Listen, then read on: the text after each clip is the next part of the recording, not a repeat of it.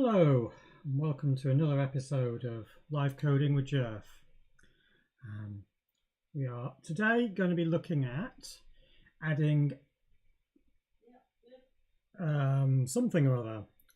Macro variables, updates, and enumeration, that's right, to the system variables module. So let's just have a look at where we are at the moment. Because I have to remember where we are and see what the heck I'm meant to be doing, because yeah, I forget.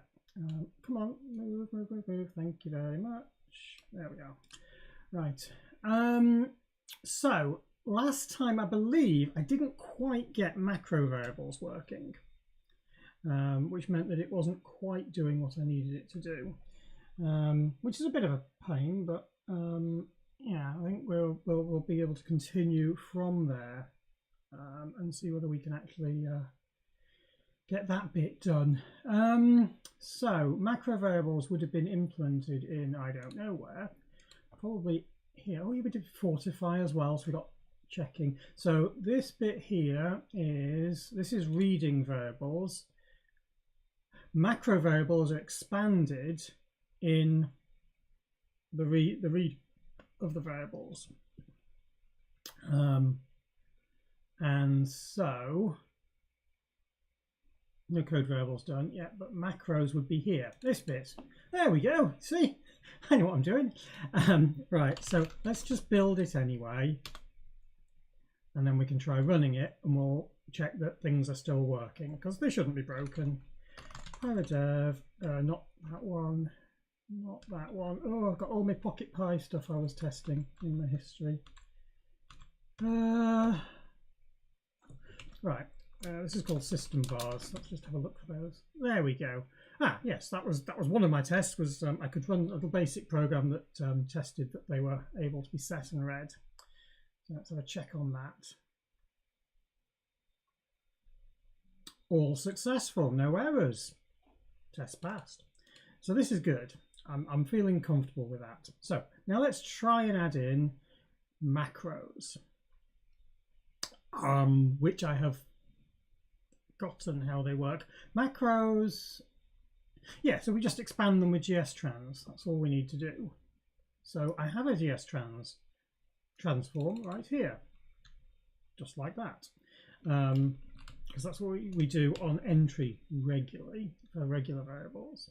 So if we put those in here,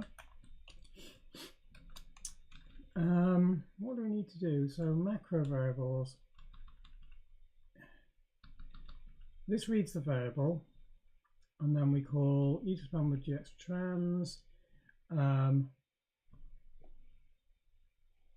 Var data is the thing we are trying to expand, and we want to put it into a new buffer. Oh, we want to put it into the user's buffer in particular, don't we?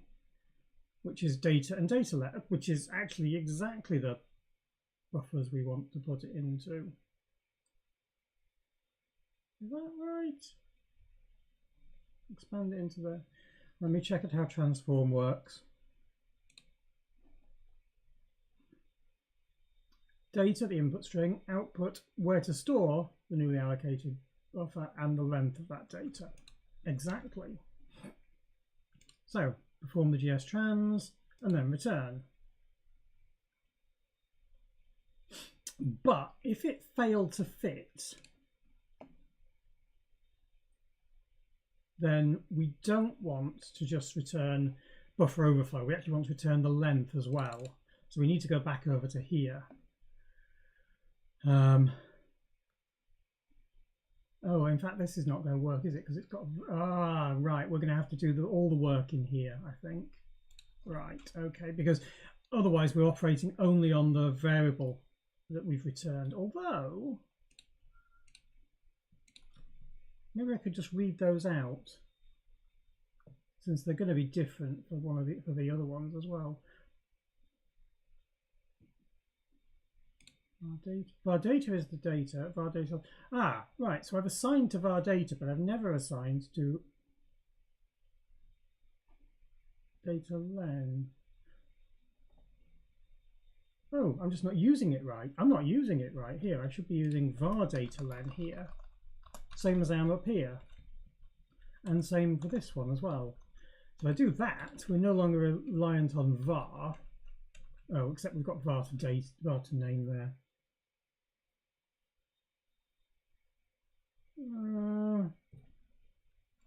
Did we actually assign that? We didn't. We could do const char star var name, and then var goes out of scope at this point, which means that we can actually manipulate it more easily. Var name equals var to name. Oh. Type. Then it goes out of scope.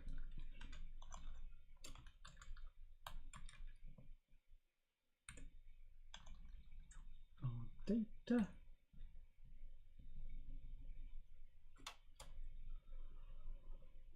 Okay.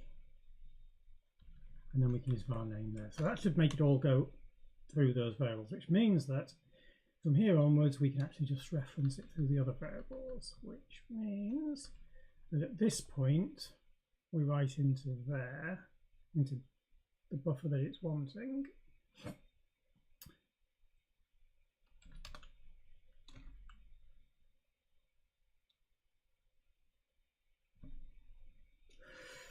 Var data len equals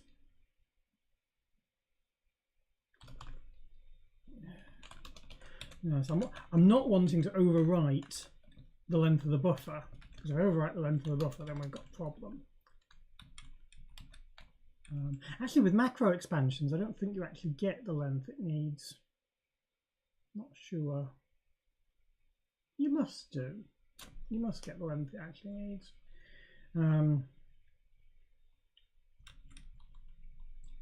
So data len here, what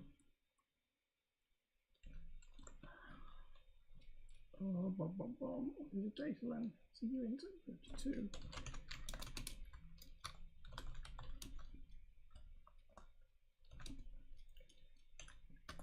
GS data len equals data len, and then our buffer is there.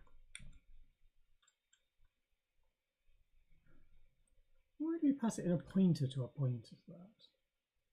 Because we don't update it, do we? Where to store the newly allocated buffer? Oh, newly allocated buffer. Newly allocated buffer. Right, okay. So yes, we do need to have that as a thing there. So this should be char star data. GS data. These are newly allocated buffers we're getting back. That was where I was going wrong. I was misunderstanding.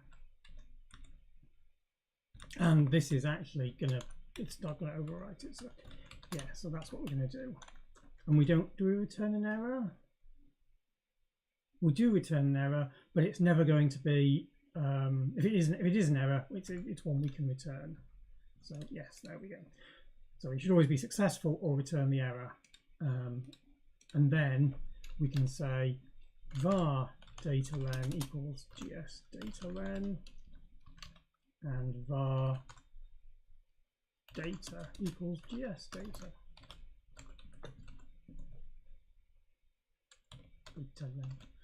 I mean, it's possible that was a little redundant, but assigning them to there and just to pull them out again. Possibly a little redundant. Not going to worry about it though, because at this point it doesn't really matter. I can worry about it at another time. Okay, so the bit we want to do now is we want to actually like exercise this. So let's have a see. So one of the things we can do is if we do in Riscos, if we do, come on, echo sys, oops, not sys, sys $time, we get the current time out. There we go. So that's the current time. Excellent. And because we've got the current time there, we can do what amounts to set eval hello to be the time is this time. Oh, I don't mean set eval, I mean set macro, don't I? Sorry, my confusion. And then when we do echo hello, variable hello, we get the time is, and it changes because it evaluates every time. That's standard RISCOS. So now we need to reproduce that within the code that we've got here. So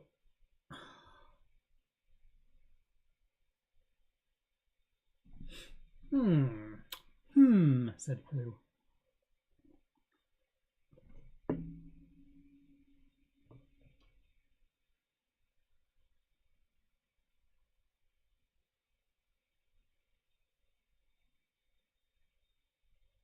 I think I'm trying to decide what I want to do about this. So if I do echoing the time, then I have to always wait for at least a second for this to actually come out correctly. But what I could do is implement a new environment variable, sys$random, which returns me a random number. And if I did that, then every call I'd get a random number and I would know that they were different. And that would be really useful for testing purposes, because I would be able to say these are different numbers. You'll be able to see them. Do I want to do that? Yeah, I quite like that idea, actually. That's quite a cute idea. I mean, it's relatively rare that you need a random number, but I do like the idea. And because I like the idea, let's go and implement it, shall we? I have to implement it in RISCOS Pyromaniac, but that's not tricky to do. Let's pull up Pyromaniac. Do we have a window on Pyromaniac already here? So, switching languages. Let's check us out back in master again. I don't want to be on that branch. Check we're up to date. Oop, we're not. Okay. Oh yes, I'll put in the citation stuff as well, haven't I? Yeah, okay. So now let's have a look at the code. So what we're going to do here is we're going to implement a new variable called sys$random, which returns as a random number. So let's have a look in SystemVars. SystemVars defaults? Yeah, SystemVars defaults, I think is probably the right one, isn't it? Yeah, SystemVars defaults. Yeah, this looks like it. So this is setting a number of date formats, changing architecture in sysarc. We have handling here for setting the time, the date, and the year. And those are code variables, which we set here, and they actually return internal code variables that are implemented in these functions. So let's have a new one called extension for RISCOS Pyromaniac, because it seems like a good idea. Sys$random is a code variable, and it will return as sys$var random. Get and true. So this calls a function that passes in whether we're getting it or not and the value we want to do. So like the time, we're not going to want to allow setting of a random variable. That's not going to make sense. Cannot set random values. So how do we get a random value? Well, we have to call the Python function for random. So Python module random. Generate pseudo-random numbers. That sets up our seed. Get state, random for a range. That's the one I'll want, isn't it? So first thing to do is to import the random module. Import random.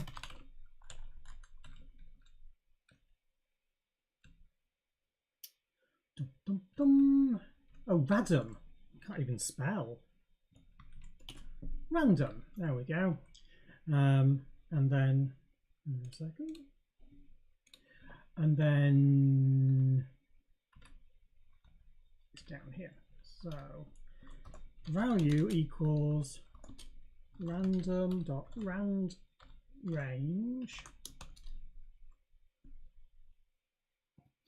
0 to 1, 2, 3, 4, 5, 6. Should we return a full 32-bit random number?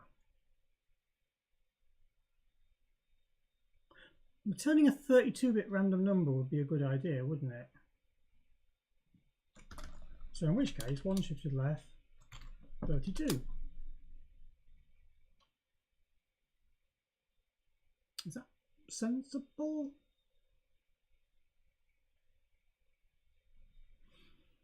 Yeah, that sounds sensible to me. And then we return the value, but we need to return it as a string. So we need to return it as a string. And we need to also ensure that it is padded to 9 characters. Because if we don't, then if you read the size of the variable and the value random number was 7, let's say, then you would get a length of the random number as being 2. And then if you went and called it again to get the random variable's value, you'd end up with a random value that was, let's say, far bigger. And so you might get 2,500, 2,500, which is longer than just the 2 bytes that you got. It's 5 bytes long with the terminator, and that means that it would then overwrite the buffer you'd written, which would allocated, which would be bad. I mean, probably it wouldn't matter in most cases because you'd be allocating buffers that would be at least 8 bytes long, possibly 12 bytes long, so you should be safe. But that's still not good. So I'm going to make it a padded string. Yeah, padded for 9 characters. Value. There we go. All right. And now we'll test it. pyrodev 64 command. Not 64. I don't need to go into 64-bit. I just need to go into GOS. I do want the common modules loaded though. And let's see if this works. Show sys$random.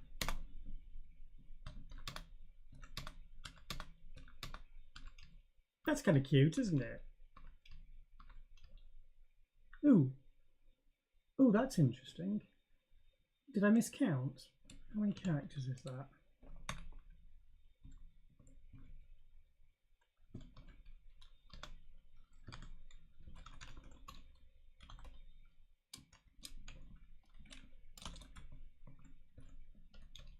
Oh, 10 characters. Whoops. So that's why it wasn't lining up properly. 10 characters. All right, let's try that again.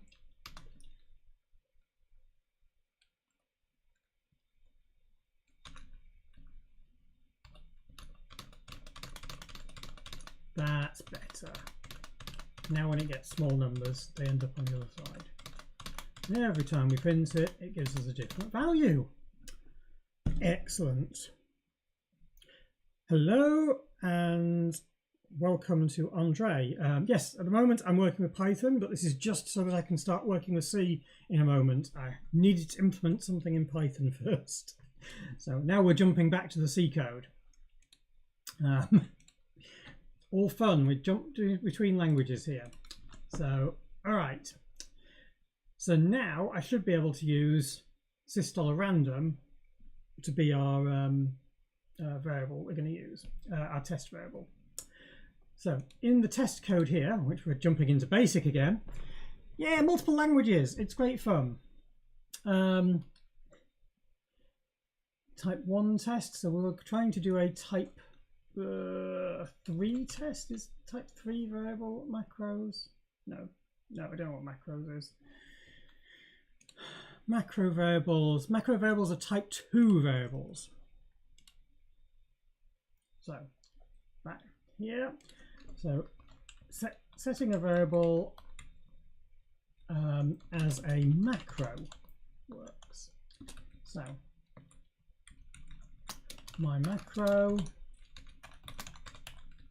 and we're going to use the same.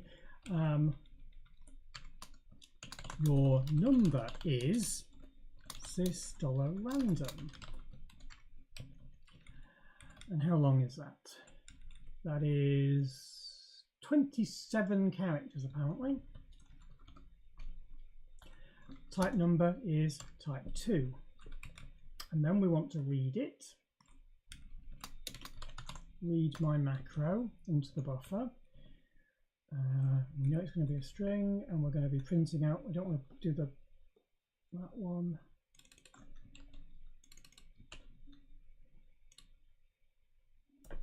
We'll only check the left bit of it. So left string bracket buffer, comma, your number. Just check that for that bit.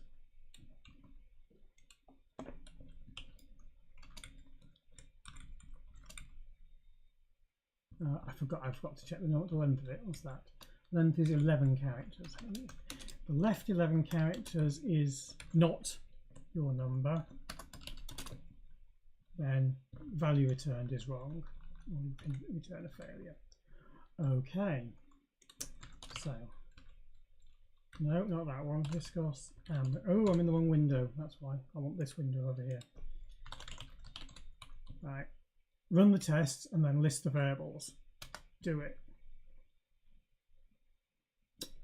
Undeclared name inventing okay, that's in C module 134. Let's just build it with the auto. There we go. That's what we want. Oh, maybe we didn't assign one. Okay. Var data includes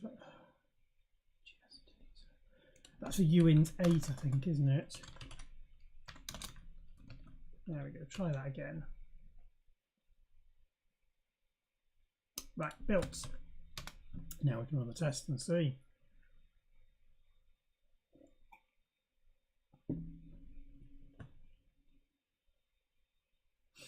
Okay, testing that setting the variable to macro works. String is blurb. And we got an error, unknown array as well. That was pretty impressive. That may mean that I have implemented the code wrongly.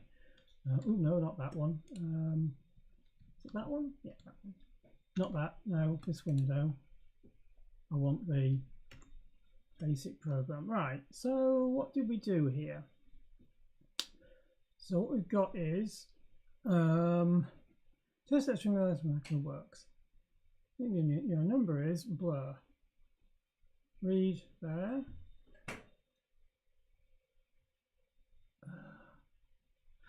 Type return should be, I don't know. I'm assuming we get back type 0 for that. We should get back type 0. I think.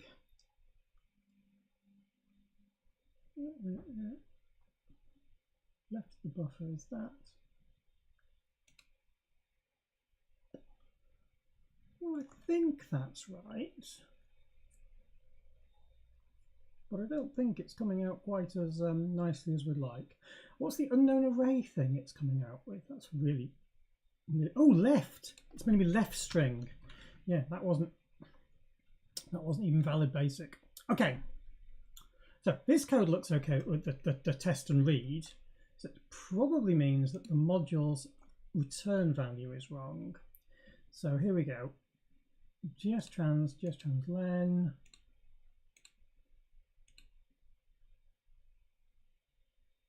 And then we copy from var data, which was the GS data we got there. We copy from that into data, which is the user's data buffer. of the size var data length, which is the data length buffer.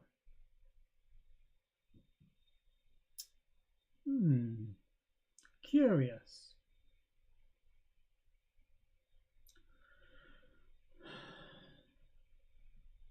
Right, so let's just have a quick look here. Printf got value.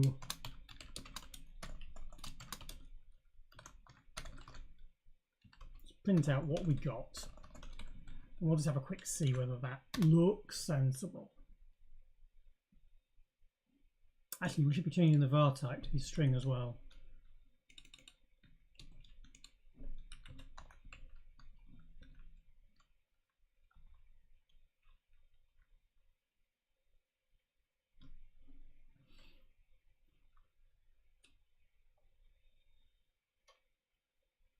Oh, I know what I've done wrong here. No, I don't. No, I don't.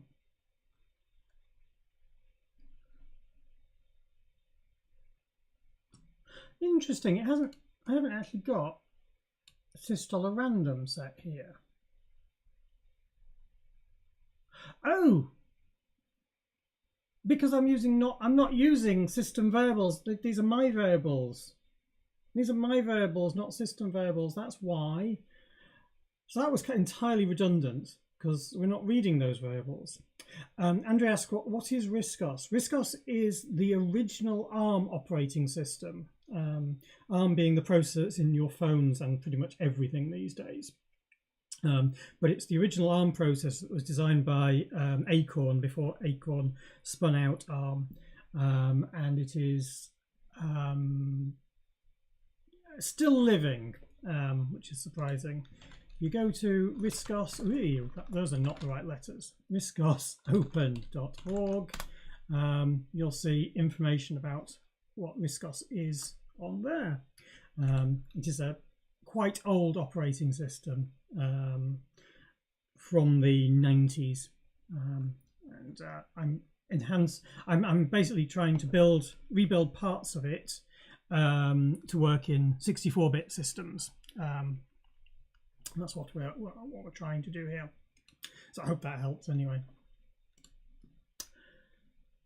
So anyway, my problem here was largely down to the fact that the values here don't exist, which is interesting because we should have got back an error and then a returned no such variable out of this, I think. It implies that we didn't actually. Let's print out what we got back here. So print out value equals, so var p.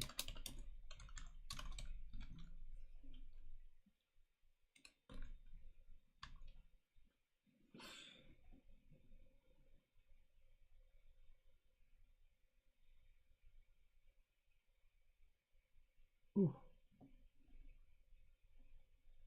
We did get back a variable value. That's interesting. Why did we get back a variable value?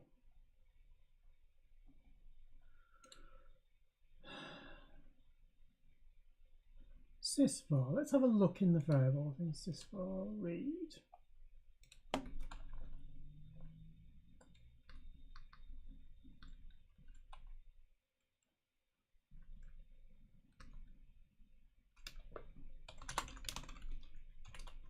Checking this against this. Curtain name against CS.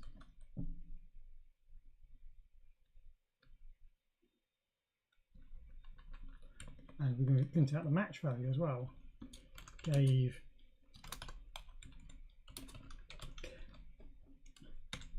I don't know what's going wrong. It's very strange, this.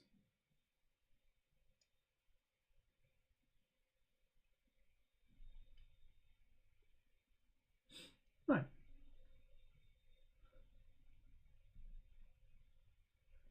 Checking my macro against my macro gave 0. So it matched. And then it tried to do a string, and the string value was bleh.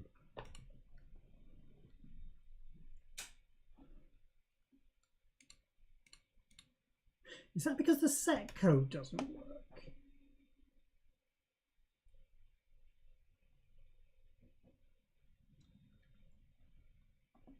Set as a macro. Oh, that shouldn't GSTrans it. No, we only do that if it's... Oh, this is wrong.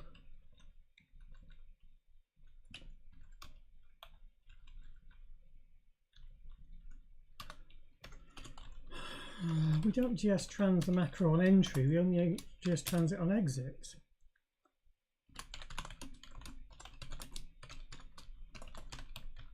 On read, not on set.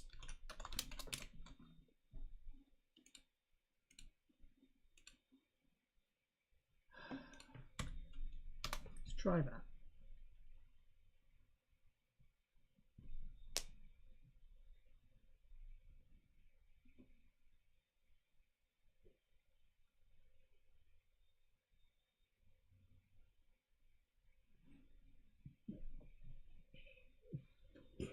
Excuse me. Right, that's the debug code not being able to print it out. So if I go to SystemVars dump, I can at least make the debug code work properly.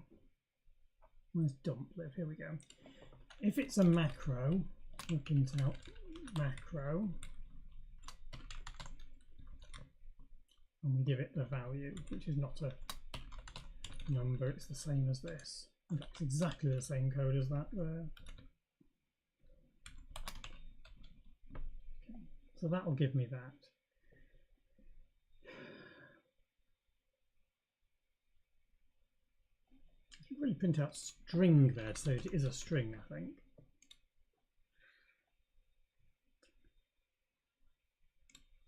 Oh, and now we've got this working.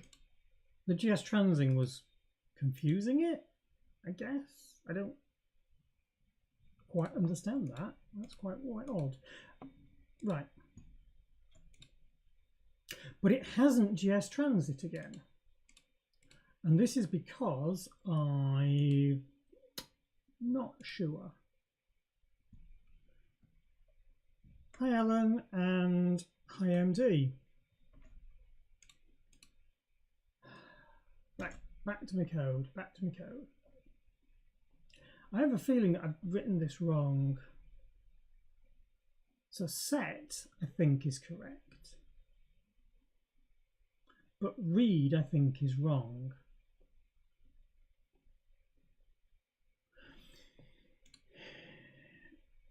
Let's evaluate expression, GSTrans, set var val, read var val. Here we are. Right.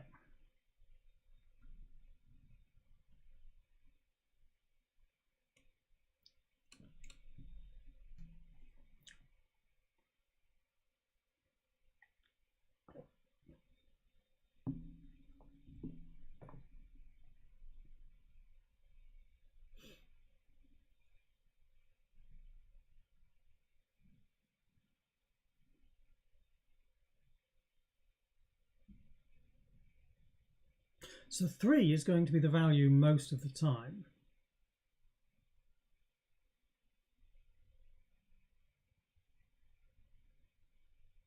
Three means make this a string.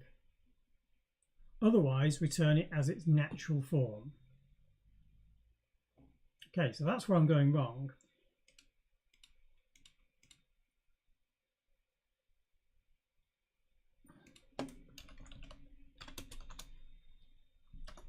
Because this is not, this is saying I'm going to convert it based on many things. So actually what we want to do here is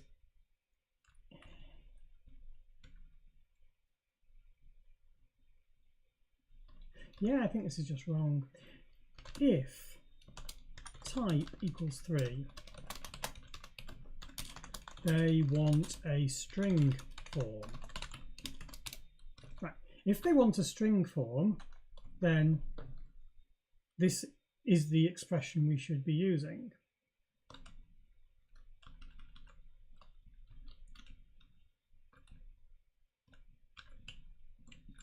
We should be expanding it if necessary and so on.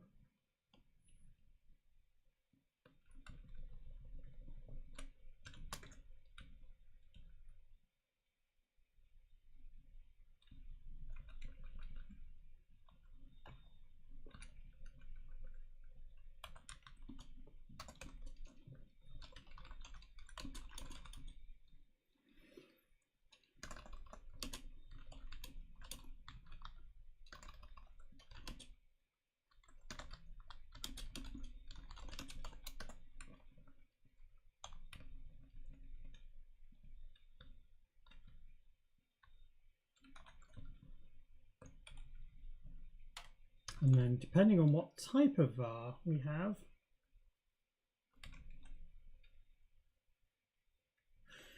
I think I just did this wrong. If the var type is natural or expanded,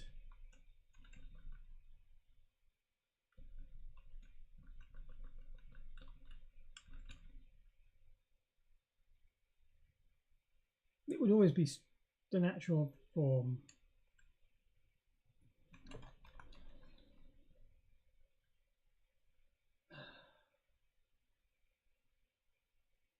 Okay, I think this code is just wrong. I need to think on what I'm actually trying to do here. So whatever is going on, macros need to be expanded. Oh no, they don't. They don't. If you actually ask for the literal form, you want it as literal.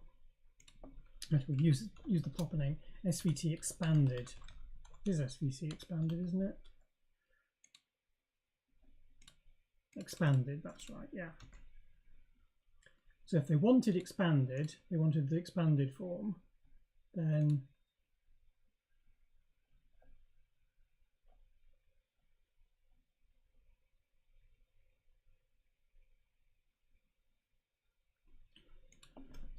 that's the one.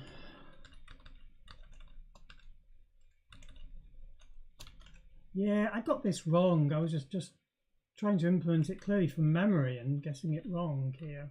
So if the type of variable was a number, then we convert it to a string as requested, and we get back a string type. In fact, for all of these, we'll get back a string type. For all of, if they expand it, you want an expanded form, they always get back a string type.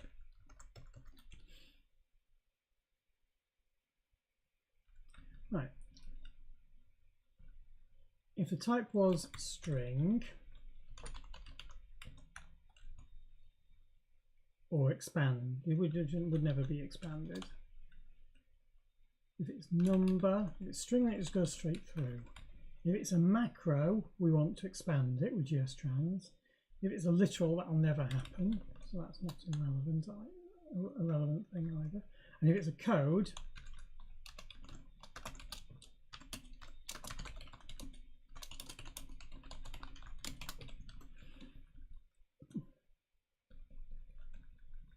otherwise the variable type stays the same. And that can go, and I think that makes more sense. I'm a little surprised I made it get it broken. Yes, we've got 6 days left now.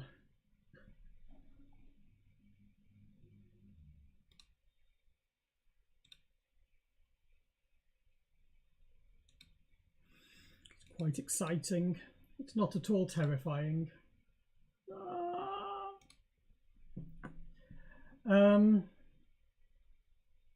I'm very excited. I'm looking down at where the chat is, so I should be looking down and saying, oh gosh, I'm in the dark again. Let's have a see. Can we turn the light on in here and see if that helps? I don't think it helped last time.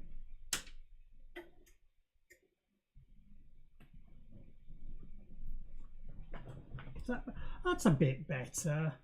Yeah, I need to sort out lighting around here and making it a bit clearer, I think. But for now, this will do. At least you can vaguely see me. Oh, on the other hand, I'm sorry, you can vaguely see me. Okay. Move that way slightly so I'm a little bit more centered. That's a bit better. Right, so still not working. So now I need to actually think about this. We're getting back a type 2. And that's because, hang on, we'll probably want to check the other ones as well. Yeah, nothing else has said it failed. So I haven't broken anything, it looks like. But type is wrong, length, no, length might be wrong anyway, but I don't think I've checked that.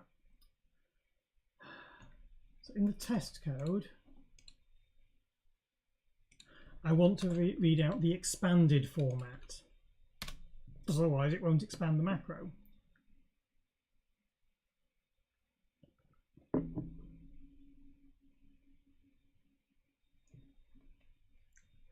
and it says it didn't expand it, or it didn't work either way. Type 0, yes. All my other debug appears to be looking okay. Got value star. Got value star. Well, that looks like it's actually returning the value it thinks it's returning there, but that's not.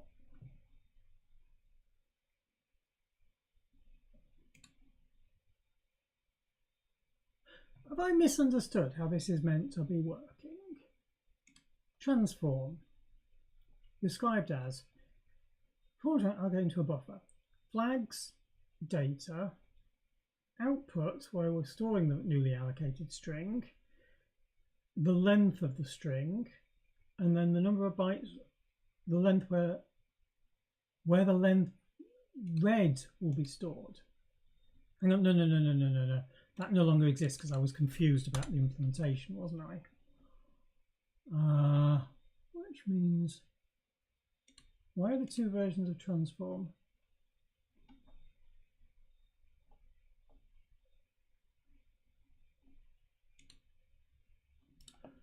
Within sidebar.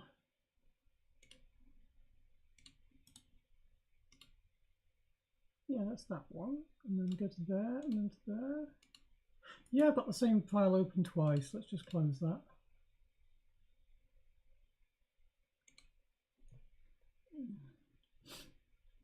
And move those a bit together so we can find them together, I think.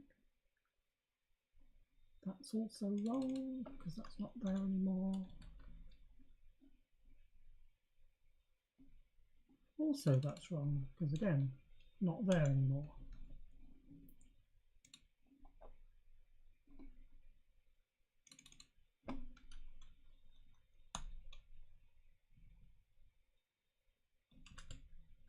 And that should actually be pointed where the length. So that message there should be for that, and that should be a pointer.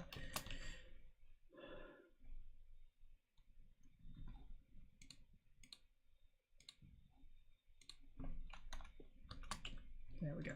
All right, I fixed those comments now. Let's go back and see what's happening here. So we go output P gets written with transform buffer, and then the size it was written.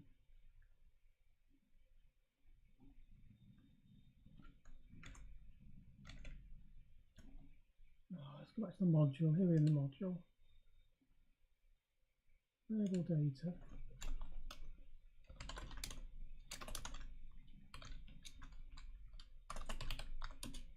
GSTrans string raw data.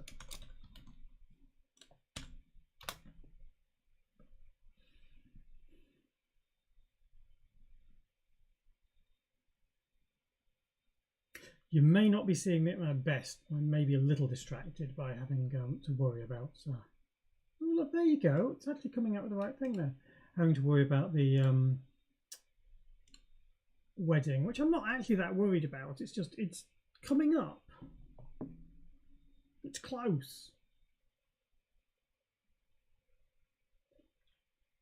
Oh. Right. I'm going to take a walk for about 3 or 4 minutes just to have a think. So I will be back in a moment. Just get another drink and have a think on this because clearly my brain is not working.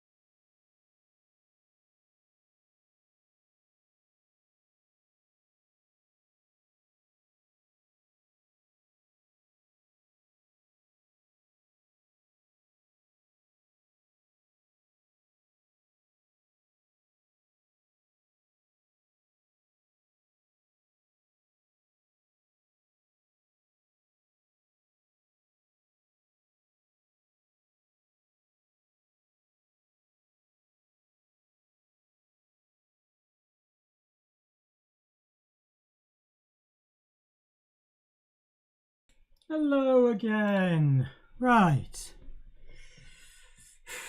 Just remember I do and it'll be fine, says Alan. Thanks. The bit that's actually the most amusing is we went to the register office to go and give our details and things, prove we were really able to get married and all that stuff. And they spoke to us individually, and I'm sitting there, and she's saying, "Oh yes, and you're getting married to Talia," and I said, "Well, what's her name? Her full name?" And I said her name, and then I said, "What's her middle name?" And I'm like, I don't know. Oh yes, I don't know. And then when her came out, Talia said exactly the same thing. She'd forgotten what the middle name was. For me, I'm like, oh dear. We've only known each other for at least 3 decades. So you would think we would have this down. You would think. Right. I'm calm now. Well, calmer. I have tea. This is good. Pineapple juice is still in the fridge. I should have maybe got that up as well. Oh dear. It was also very, very nerve-wracking in there because I'm expecting like, oh, difficult questions. Like, no, it wasn't at all difficult. It's not like immigration or anything like that. But it's still a little bit fun. Anyway, right. So what's going on here? What's going on here is we're trying to translate the variable data through a GSTrans operation, and it's giving us back garbage, this string here, which is odd, and it's not clear why. What's worse is when I print out GSTrans string, your number is blah, it says it's okay. Var data is all right there. Var data is all right. That's the pre-GSTrans string. This is the post-GSTrans string, and it hasn't done it. Which probably means that my transform isn't working, which I don't quite understand.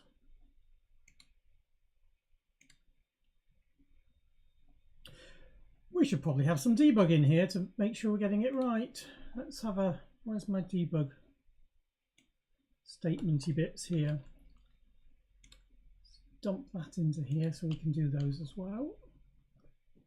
Ooh, could this be the first time we've actually triggered the buffer extension? It could be. So let's have a see. Actually, it's okay. Yeah. So here's a good point. Transform GSTrans data equals %s. Right. So this is what we're trying to transform. Okay. And then when we get to here, we say there was an error. Go to errors.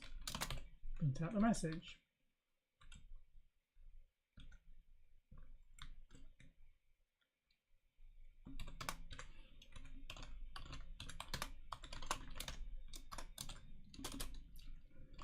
Buffer extending to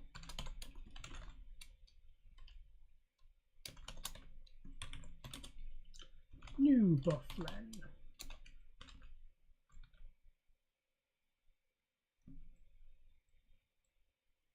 Yeah, that's right.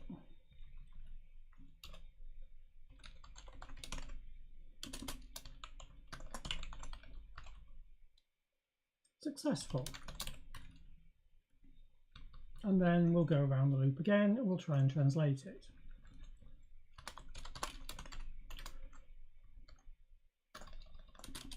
transforming with buffer length, transform buffer length. And if we were successful, we come into here. Oh, actually,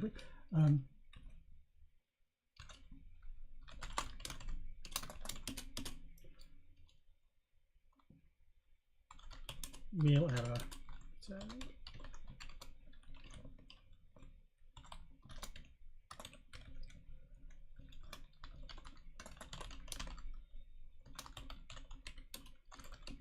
Successful.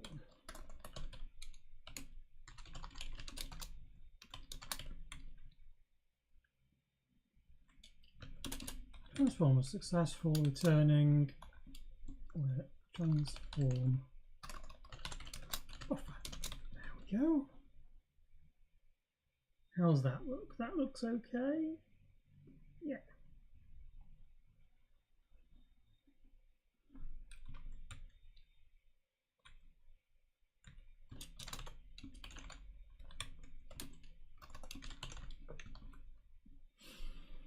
Oh, they're the wrong way around.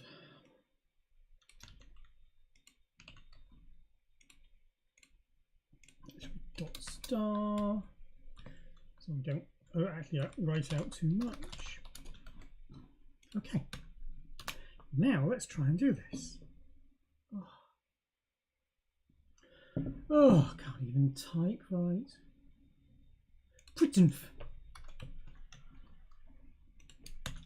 Just think, at some point maybe it'll go, oh yeah, I saw you made that mistake, I've changed it for you. I do remember there was one of the compilers used to do that. I think you meant blah, and so I've changed that or something. I can't remember what it was. Right. No, this has gone wrong. What's wrong here? So, transforming with length 16, successful, returning 16 bytes, and it's just returned a star.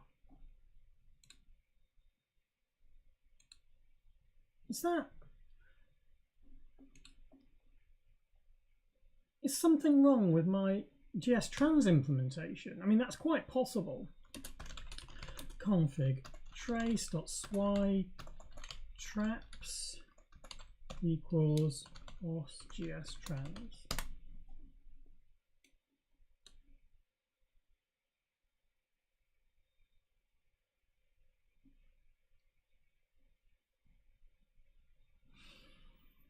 Right, so here's our GSTrans call. Buffer, length of buffer. And I think that's it, isn't it? GSTrans is this one here. Yeah. And then we come out and we go, coming out of GSTrans, buffer, points to character after terminator, points to buffer or 0, and then number of characters in buffer, 10. So what it says over here is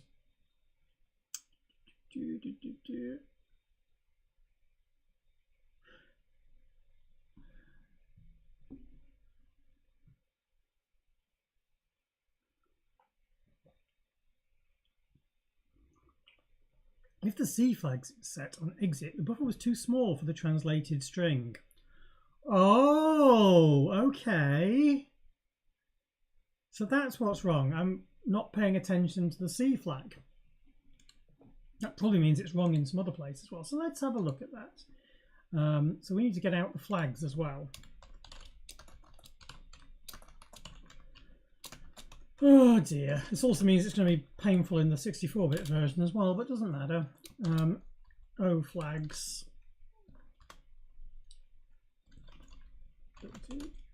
O flags. If there's an error, return the error. If, how do we indicate that there was a, I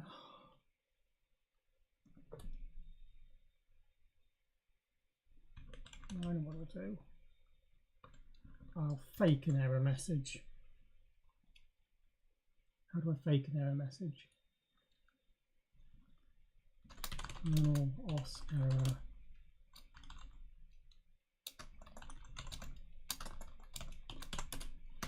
No buffer overflow.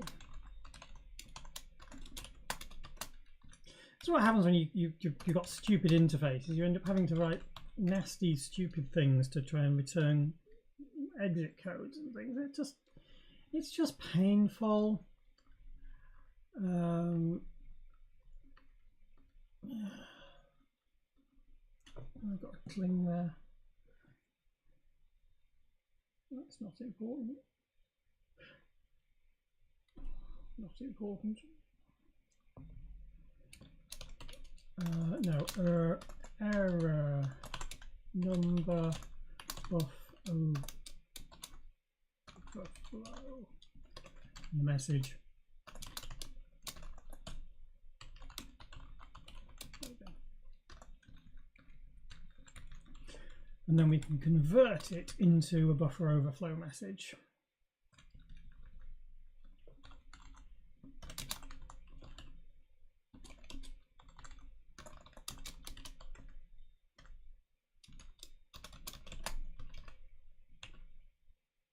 Oh, yeah, that. And it wants to go in that const condition there.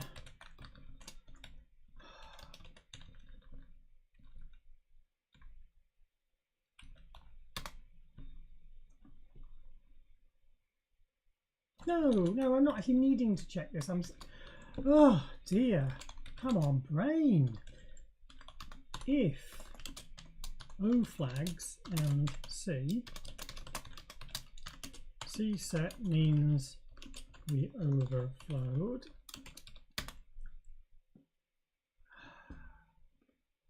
In which case I want to fake an error message.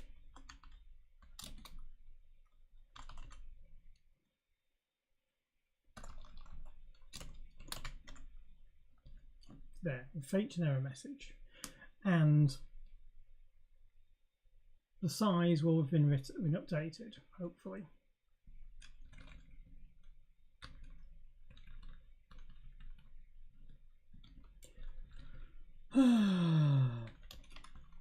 If def rescos 64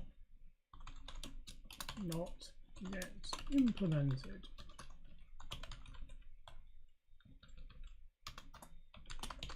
There we go.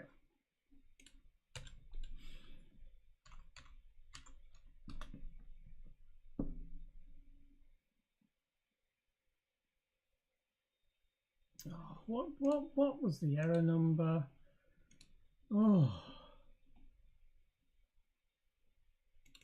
error buffer overflow. Did I not? Oh, I didn't include the file. That's why. Include riscos/new errors.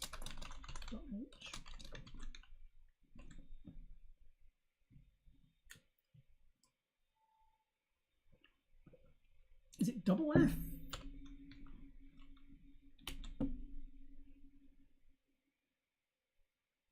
Illegal cast of structor pointer. This is also a static const.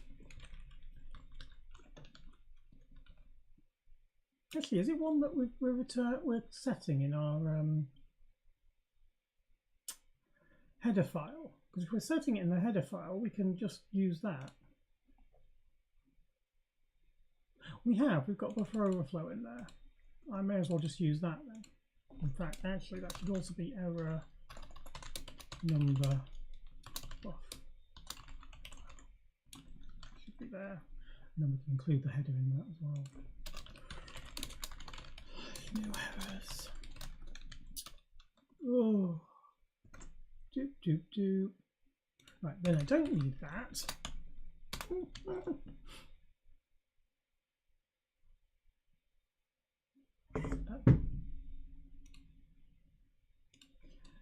Save.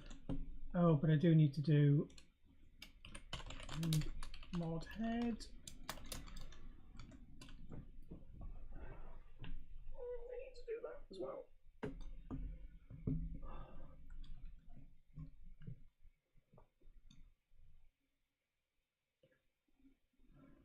line 16. What? Oh yeah, I'm looking at the wrong place. That's why that completed. Okay.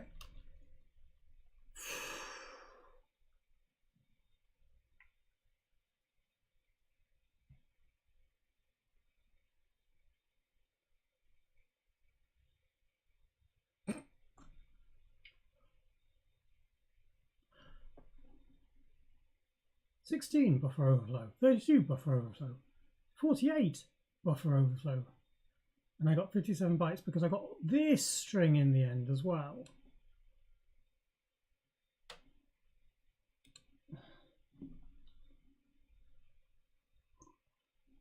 I think that's because I've not zero terminated my string here, and I need to zero terminate it. Let me zero terminate it, and then we'll probably be okay. So we probably want to zero terminate it on... Actually, I think I'll do it in SystemVars. I'll make every single one get zero terminated regardless of its form, because I think then that'll make it safer all round.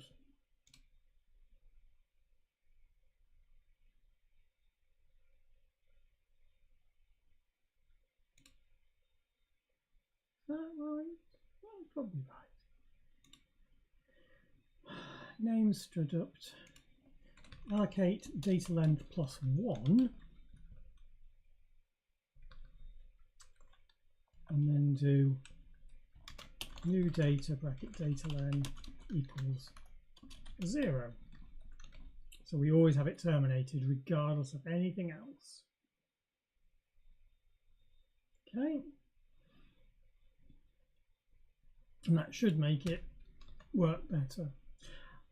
Quite possible that this is just garbage and somebody will point out stupid errors I'm making, but for now. Right, data, your number is blurb. Buffer 16 extended to 32 bytes. We got 25 bytes back, which was this string. Got that. And apparently 25 bytes is what we got. So let's just tweak that so it's 25, and then we'll be happy. In the test program, length should be 25. Okay. Run it again and check that everything's okay.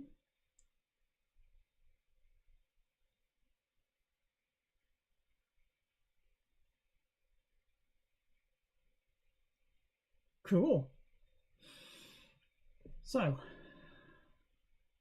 we still say we failed the test though. Why did we say we failed the test? Oh, this one's coming back with wrong values.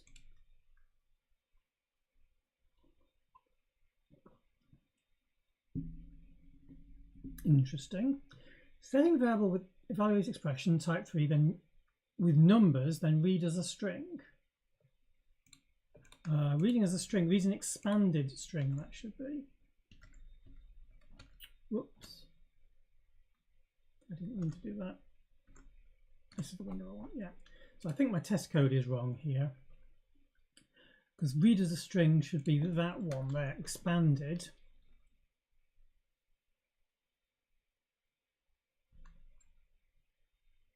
Expanded. What? Hang on. I'm confused now.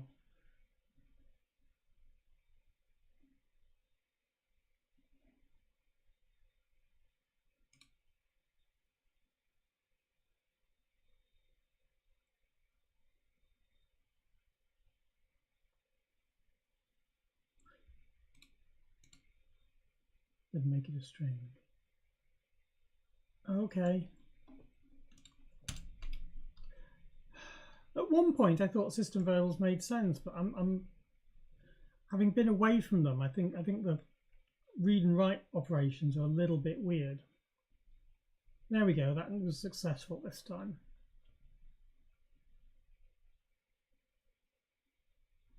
Cool. All right. I can probably remove some of the debug from the module. So if we go into transform, we don't need this to being debugged anymore. That will make things a little bit quieter.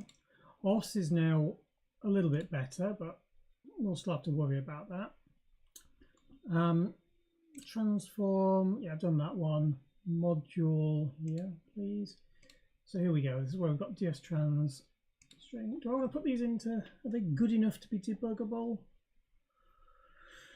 I don't think they're worthwhile. I can always add something in if I need them. All right.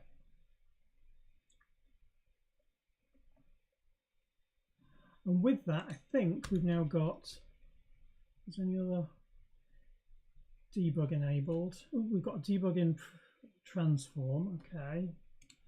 It's just, I forgot to put studio in there. Studio.h. I've still got some debug here. I think those are in variables.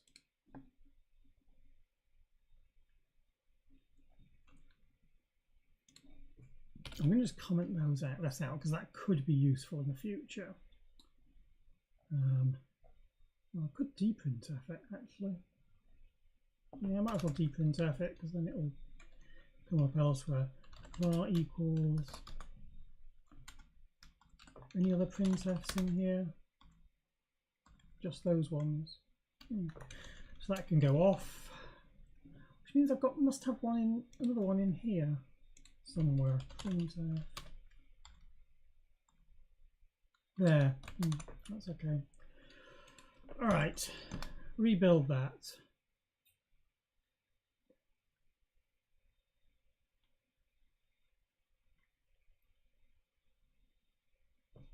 All passing. Good. Status.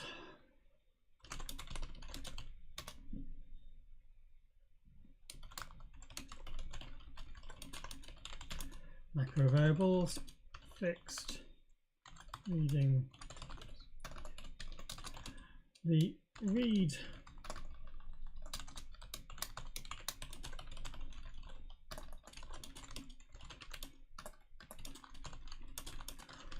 types of values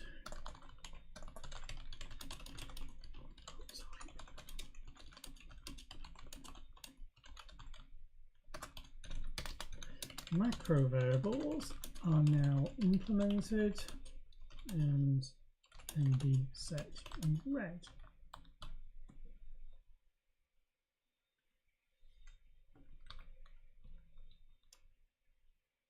Yeah. They will expand on read. Actually, I haven't proven that they expand on read, have I? I've only proven that they expand once. So let's just run this again with the other system variable present. So here we are.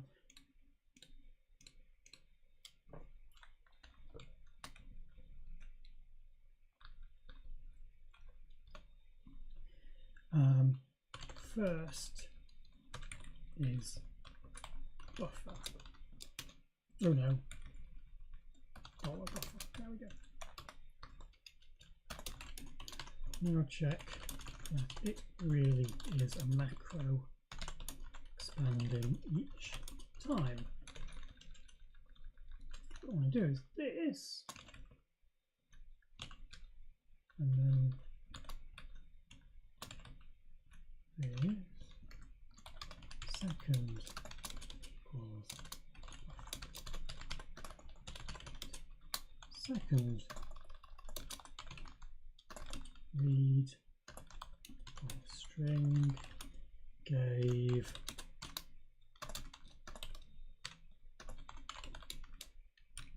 oh dear, if first string equals second, then oops, our value did not change between calls.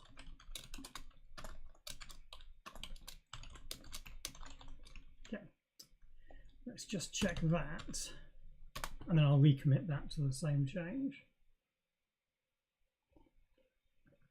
Fingers crossed this will now tell me we've got something sensible. Second read gave a different value. Looks good. Happy. Let's commit that as well. And there we go. and we can push that. Actually, it's over here, isn't it? This one, actions, let's check we pass.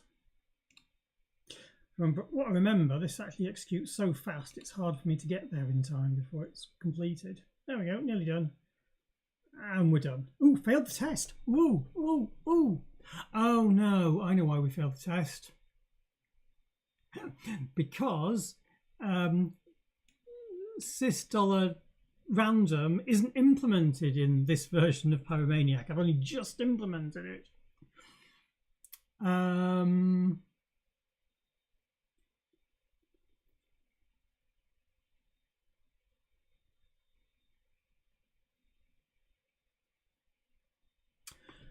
gonna just comment that one out for now.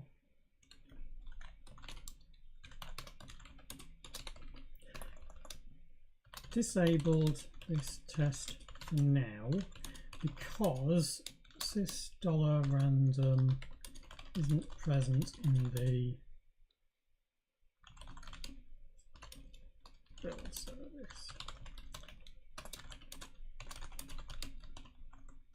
When it's enabled in the service, we can use this.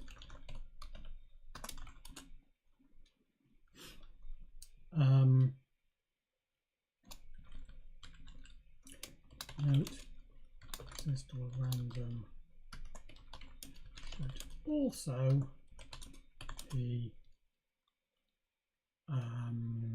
what's the word? Allocated.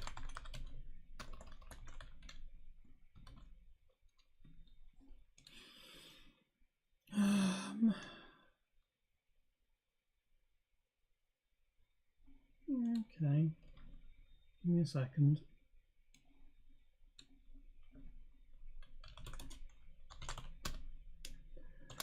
Just going to pull up a mail client and I will go and send an allocation. But I don't want to be exposing all my emails. This would be a whole lot easier if I hadn't had to type my password in 3 times because I forgot what it was.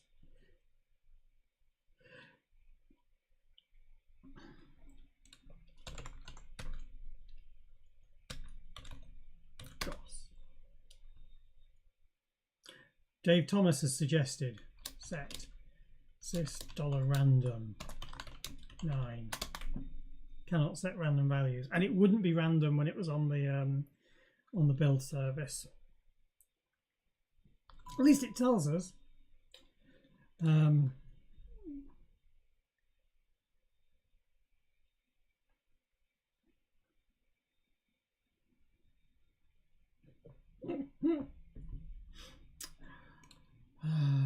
Yes, so I was in the process of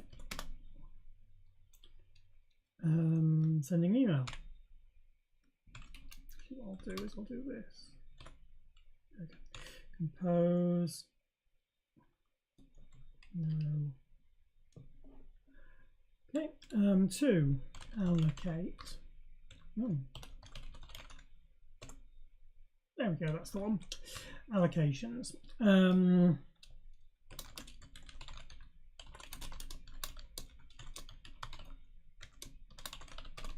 I wish to register a variable name in the sys namespace. Sys$random. It'd be fun if I registered it with the wrong name, wouldn't it?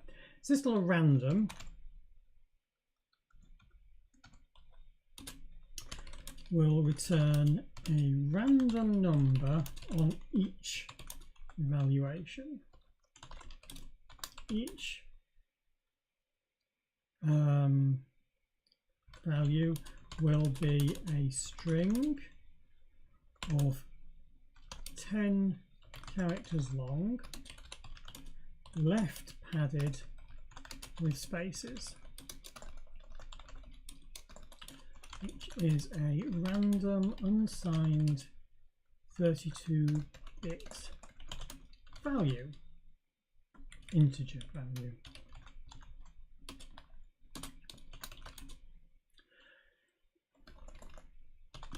fixed length will ensure that my phone keeps falling off. It's sitting on something slidey and it keeps sliding off the desk and going ka-dunk. That sound effect, in case you missed it, was ka-dunk. There you go. I don't know why I did that. I think I'll ensure that should the standard pattern reading length then allocating space does not and reading again does not overflow buffers.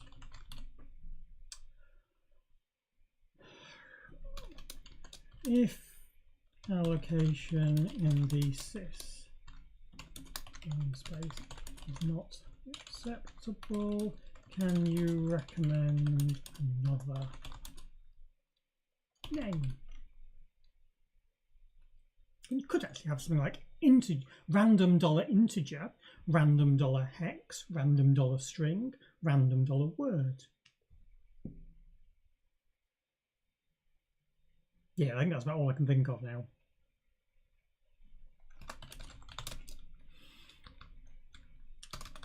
And cool. There we go, sent. Right, email done. Let's see where I was. Allocation been requested. Macros are now done. Oh, yeah. Not logs, sorry, diff, sorry, I was going to check. Yeah, so I've disabled that particular change so it actually does report it. Let's just amend that and re-push it, because otherwise I'll have a failed test in the future.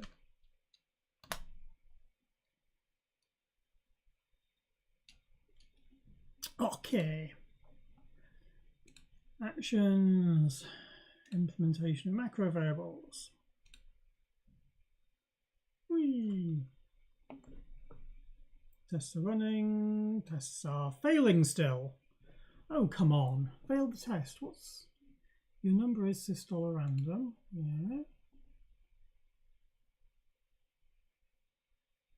Error. Length was wrong. Of course, the length's going to be different because it's not what it's expecting it to be.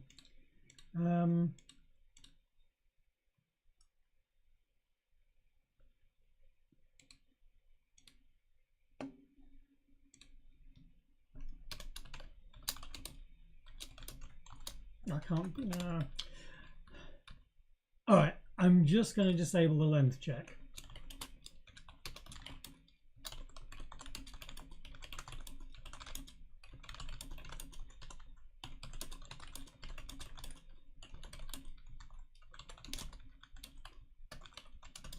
There we go. Really shouldn't be doing this on main, but no matter.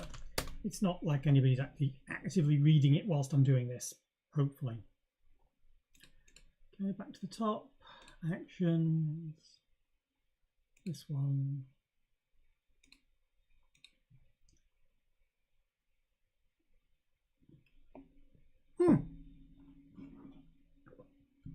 Success this time. Much better. Excellent. All right. So that was macro variables done. The next thing is to do updating of variables, because at the moment, oops, no, didn't mean to, no, don't know that one there, please. And this one, let's make this small again. Oh no, not that, please, there. That's it, yes. Oh no, that's wrong. What have I done? That one to the top, please. Oh, God, got myself all very confused there. I don't know what I was doing.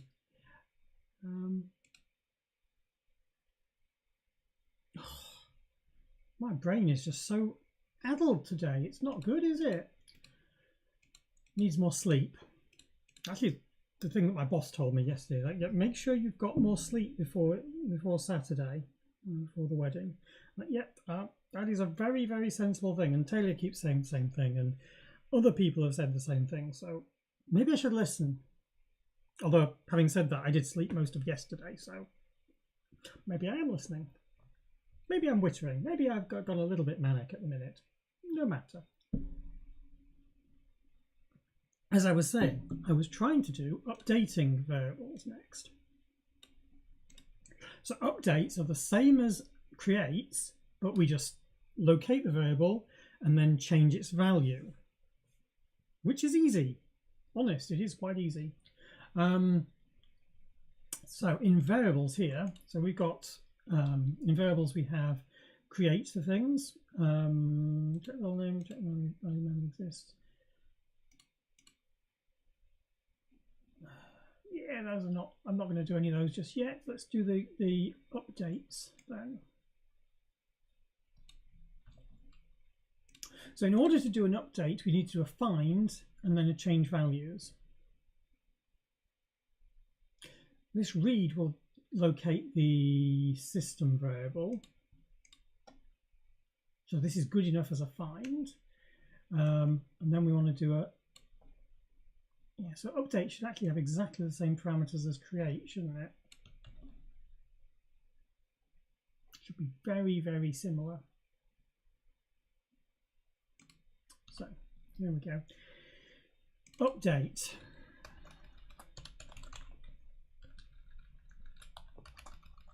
So what I'm genuinely hoping with this is that somebody will come along and they will look at this and they will go, well, this is all pretty bad. I can improve this in X, Y, and Z ways. And then they'll go and do it. Because it's not very good at the moment. It's all right. It's doing its job. But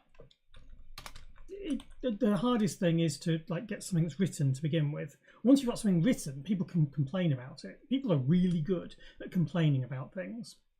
But they're not generally very good, and I'm including myself at this, at starting and doing things. If there's something there already, it's a lot easier for people to go and make changes, make suggestions about it.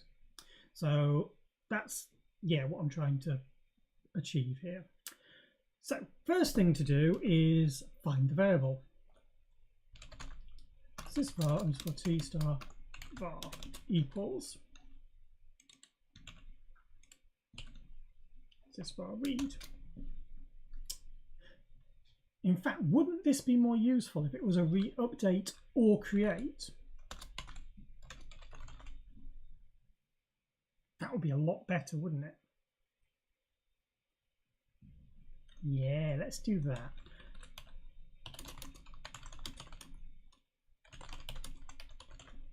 So, find the variable. Read is actually a bad name. It's actually probably should be. Oh no, that's fine. I think actually, come to think of it. Yeah, that's fine. Oh, except we also do want a context to be passed through, don't we?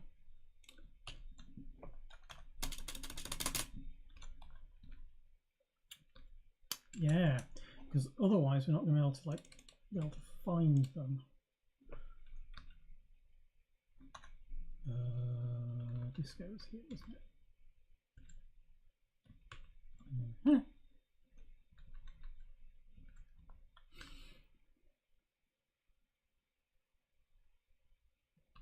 In fact, that should probably be star because we can update it.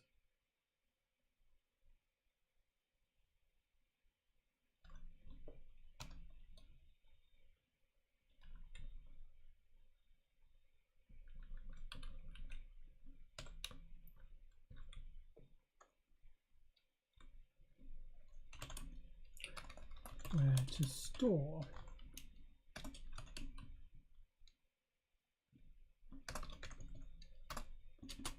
And where to start, or null to start enumeration.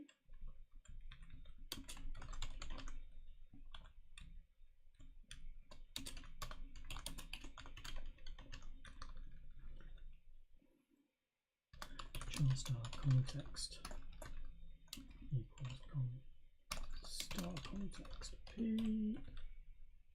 Yeah. First, read it. CS context p. and that should also be handled in here in the same way. Then we'll get enumeration working. Actually, do I want to put it in there? No, because I don't need to, because star context p can be set to var to name. If we found it,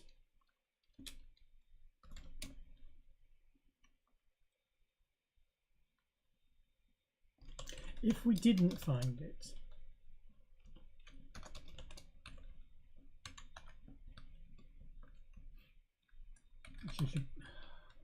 yes, I'm jumping around a lot here because I'm not really thinking this straight.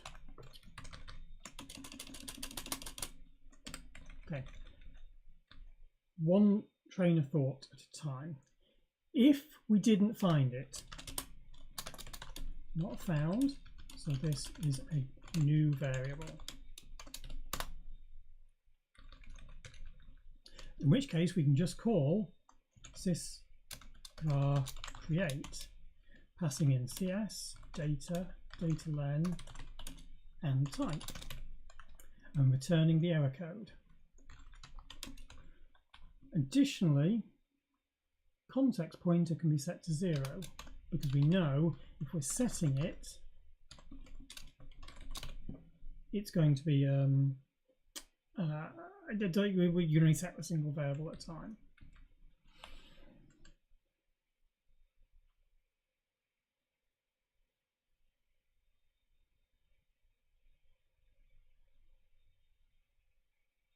I think.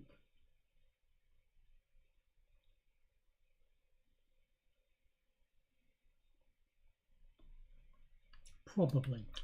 I'll have a think. We'll have a think on that. That might be a little bit wrong, but we'll see. Right. We are updating a variable. Okay.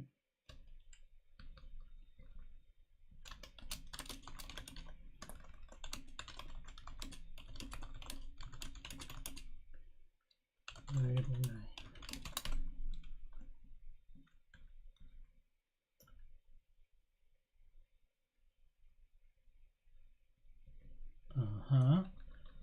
Now I need to do all of the things that we would have done in the set, but here in the, so this is copying the data value is this bit here. Name we don't want to copy, this is setting the value. And then there's a couple of free things there. We don't have to worry about linking it to the list because it's not changing. Okay.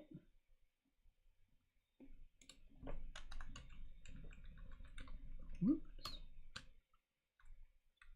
So, new data. Let's put these into a new scope in here.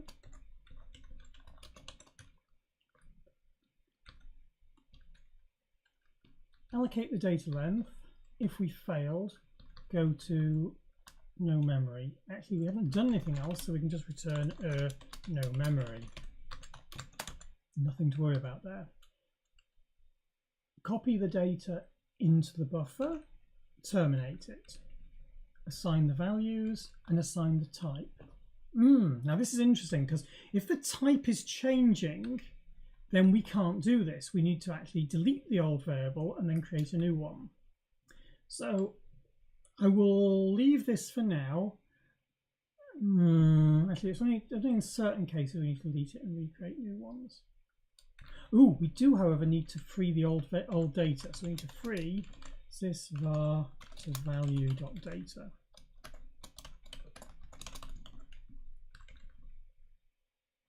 And strictly, we don't need to do this bit, this allocate and free, if we are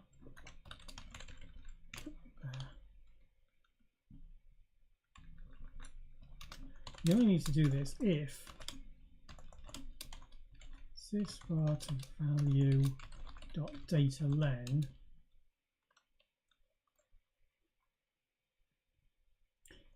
is less than data length, because we could just copy it into the same buffer if it's getting shorter or is the same length. In theory, that means we could be leaking a little bit of data at the end. So if you set something to like 4 kilobytes and then set it to a value that was 1 byte, then it would leak a bit of memory. And we could limit that by going by saying a bit more, but I think for now this is okay. Actually, I should make a note of that. Note. This method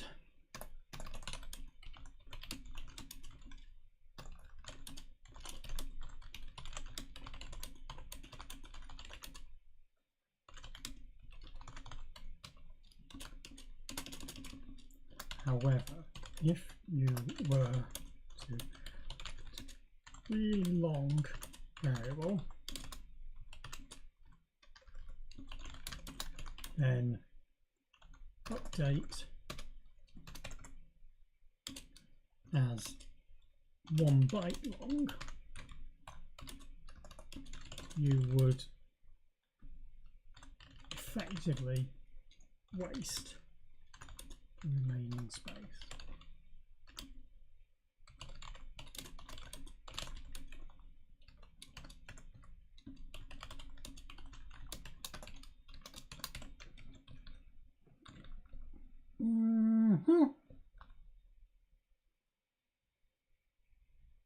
I'm happy with that. It's all right. It will do. Right, so we update the values and then we return. Ooh, just want to make a note here. We should apply value length checks like in create. We don't do any yet, but we should apply them. Sysver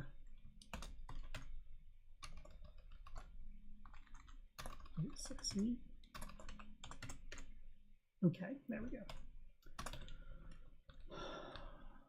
So update or create should now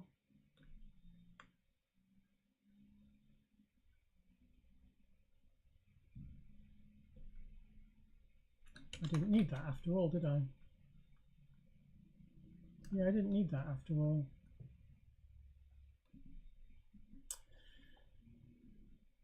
That should be good.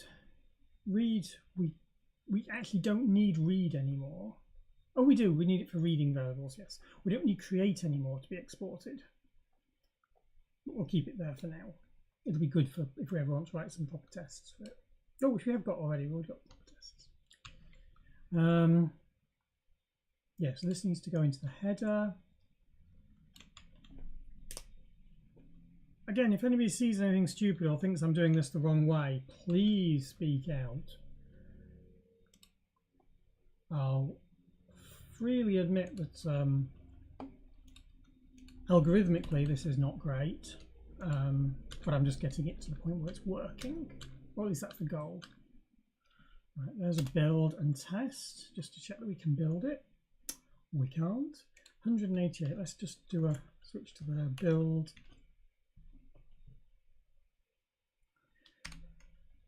Implicit cast a pointer to non-equal pointer. Oh, that's why I was doing that, because that needs to be passed a context, not a context P.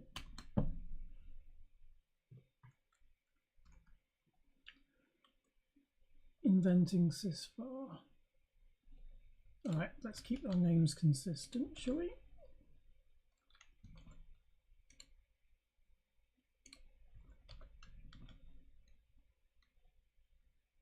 And yeah, that looks okay to me. Build again. Oh, I never allocated new data, so just our new data. Or should that be a uint8t? No memory. Oh, except we don't actually return that, do we? We return SVE, no memory. Like that, yeah. And that should have been a uint8t.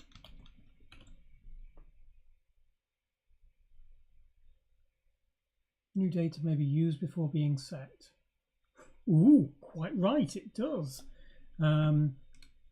Else, new data equals sysvar to value.data.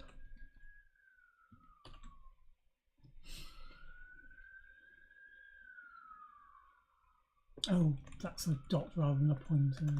There we go. Okay. Okay. So having done that, we now need to use that new function call, update or create. And if we go into the module here, into the setVar val, we should be able to replace this with svr equals update or create.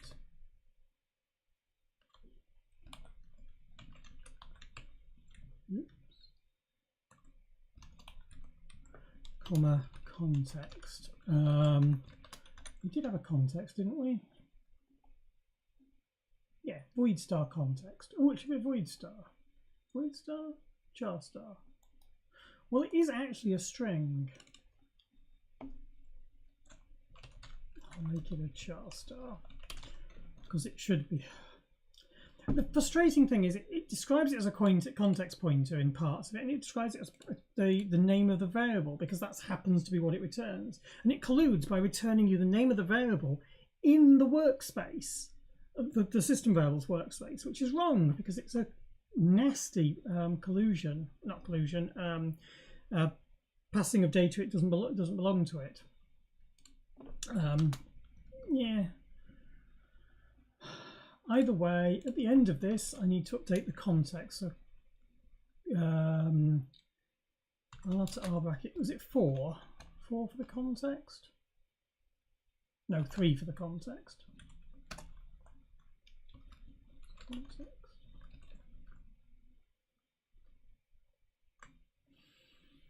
Okay.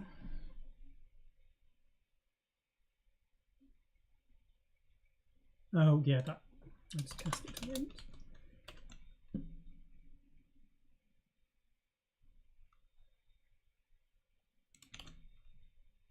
Yeah, that built okay, didn't it? I think I did a Control G by accident. That's why. Right, test again and check that we haven't broken the creation routines. But when we get a list of the variables at the end, we shouldn't have. There we go. We've only got one version of eval set, and all the tests have still passed. So updating variables now works. That feels better. And the fact that we've actually got this out here has actually tested that it is correct. We're doing that properly. Oh dear. So very, very stressing. Right. Excuse me. Right. Commit -a. Added implementation of updating variables. You can now update the variable values and they will change. However, if you change the variable type, badness will occur.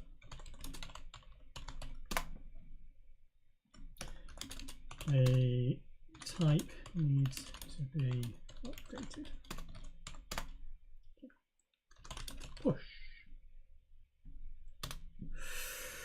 Right, there we go.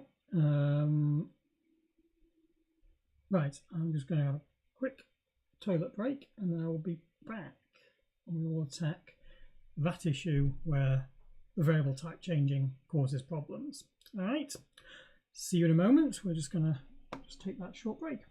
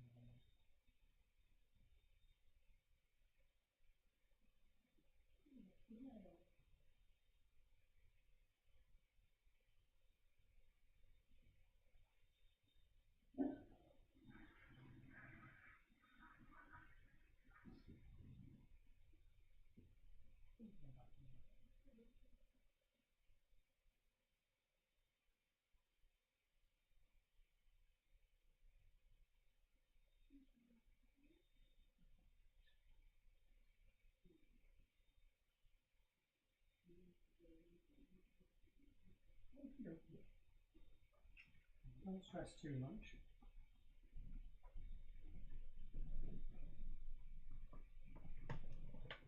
Hello again. Right. Yes, so that was the issue I was going to look at, was the problem with changing variable types. So this only really matters for the change of variable types from say macros to strings or numbers, and well, actually the way around as well. Either way, it's going to cause a little bit of an issue with those. But yeah, I don't think it's going to actually be too complicated. It's more complicated for the code variables, but I don't think it will really matter. So if you're creating it, it doesn't matter. So we get the new variable. Okay, so if the variable type has changed,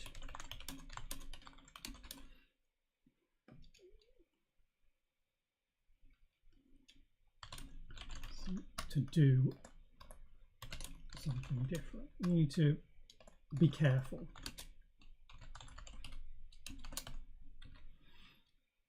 If SystemVars2, we'll switch it, it'll be a lot easier. SystemVars2 type, is it type? Yeah, yes, type. What are my types?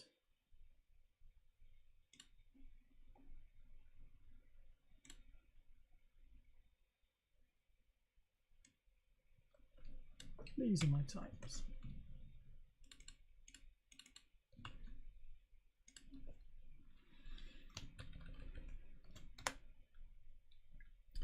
Case.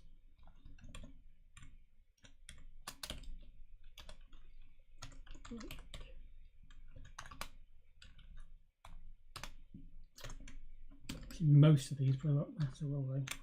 Right, it's actually not string, that should be string. So string, number, and macro exist, but none of the others exist.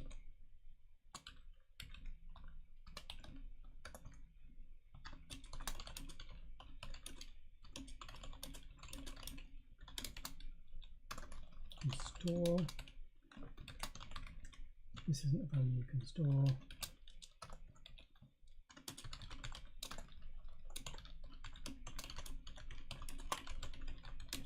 It's implemented.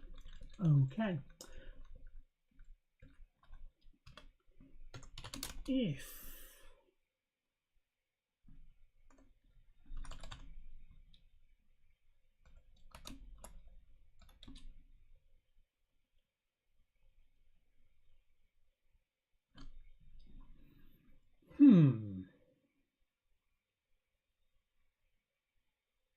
I actually don't think this matters. I think we just store the value. I think we just change the type.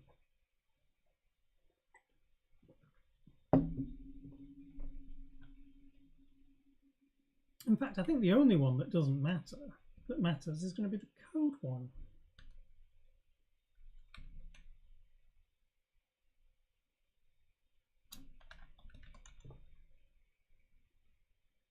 Yeah, I actually think this is all a little bit redundant. It's only code that's going to matter here. Because string going to number, we just replace the type. String going to macro, we just replace the type. Macro number going to string, we replace the type. Number going to macro, we replace the type. Let's change this code. And if sysvar to type is not equal to type,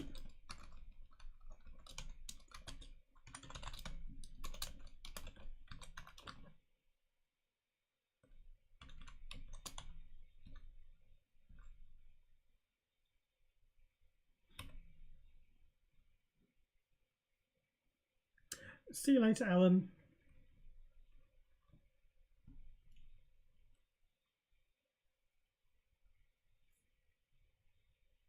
It's only for the code variable it matters.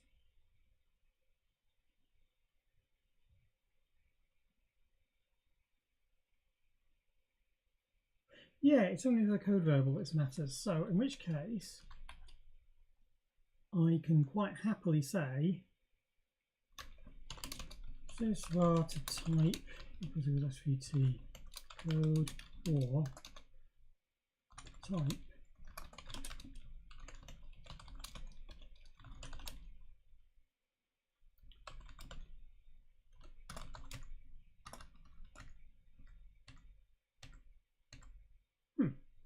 What was my other errors I could return? Bad type. There we go, just return that.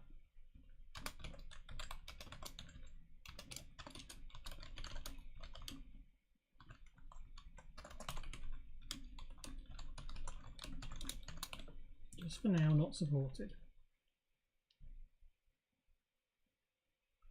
And then at the end, we've updated the type to be the new type. So actually, that's all right. That's all correct. I'm a little bit surprised that I was concerned. I suspect I was concerned because it was more complicated in the Pyromaniac implementation, because it has different, it uses a different way of doing it. And Viscous Pyromaniac, we create an object that is the type of data. So if you've got a macro object, you can apply sets to it or reads from it, and the sets will change the types. It's a little bit weird in that way. I'm not sure that was the right way of doing it, but it made it easier because for the code variables, read and set meant you just called the set and read methods, and it did its thing without ever having to worry about it too much. Yeah, okay, so that, I think that's okay.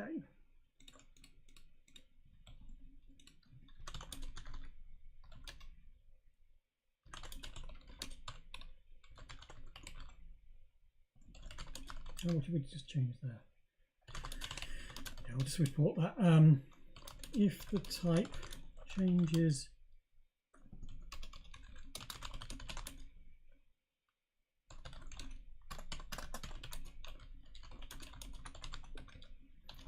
in a way compatible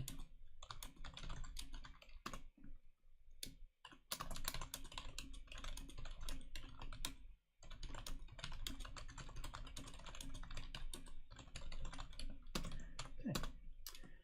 Next thing then is going to be enumeration, which is actually very easy, I think, because read has already done most of the work for us by returning us the system variable we're in. So I think, in fact, read may already have implemented it. Have we done that? Context pointer there. Now we don't appear to update. Oh, we do update the context pointer with the variable name. Yeah. The only thing we haven't done is we haven't actually used the context in here. And this is quite easy, actually. So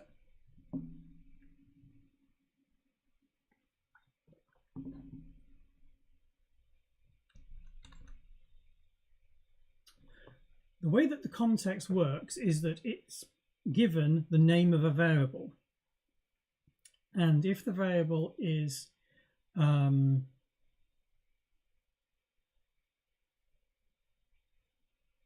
lost it. I lost my thoughts. Oh dear.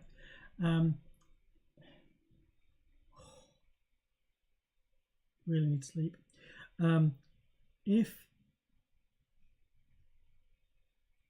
the variable, context variable always has a value of null to mean this is the first enumeration, or the name of a variable we want to find. So it will be sort of, if you search for sys$time, then you might pass in sys$date, and so your nurse and word is it.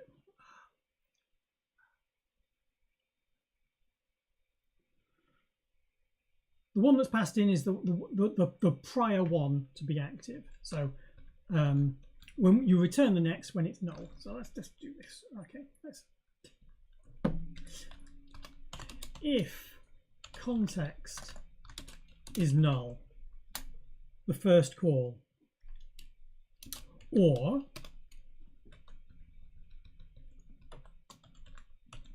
match name is match against the current one, and the context is less than or equal to. Oh, is that the right way around? Oh, I can't remember. When did I do it? I did it up here, didn't I?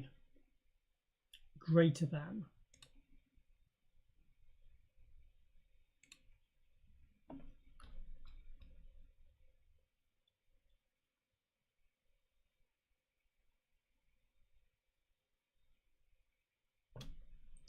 If you pass in the name hello, and we've just reached moo,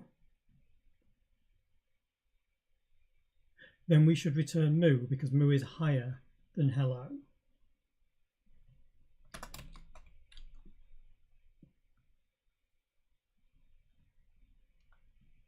Oh, no.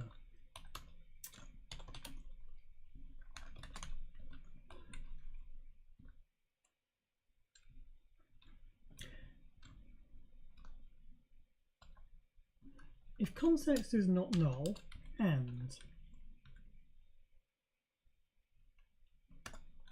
if we've just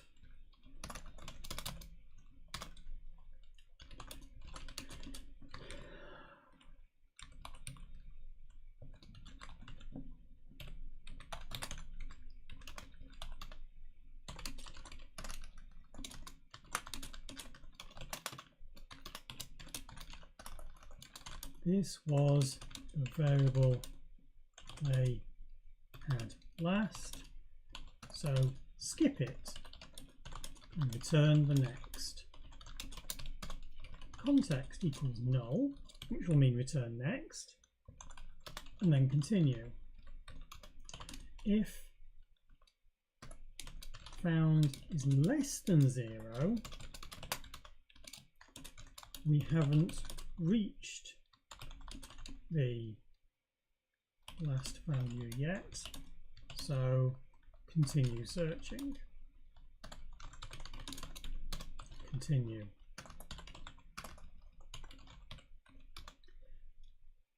Otherwise, we are beyond the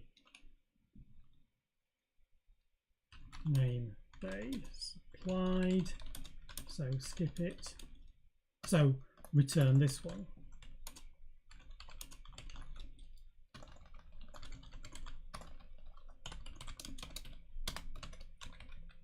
And if context was already null, we just pass straight through. And we're still ignoring wildcards.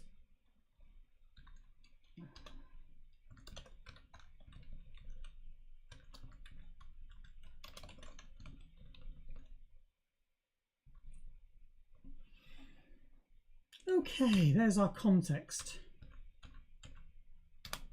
See if things still work. legal in the context of an L value, 223.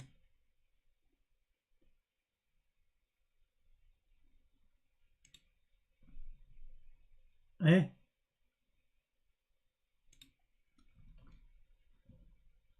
Let's just rebuild that. I'm confused.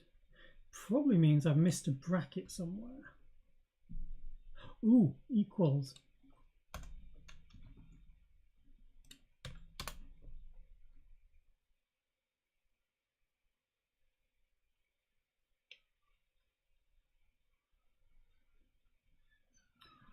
All still passing.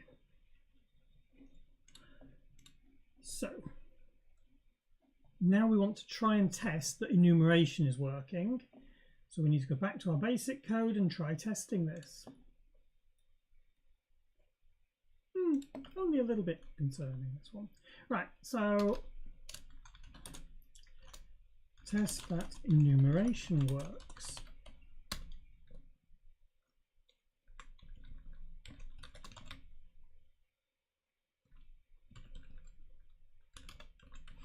Print out a message to that effect.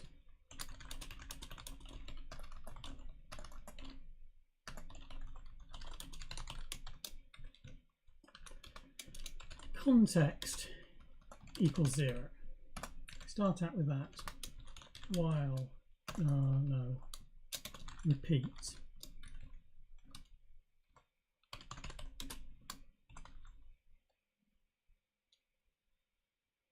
Yeah, we just repeat until we get an error, don't we?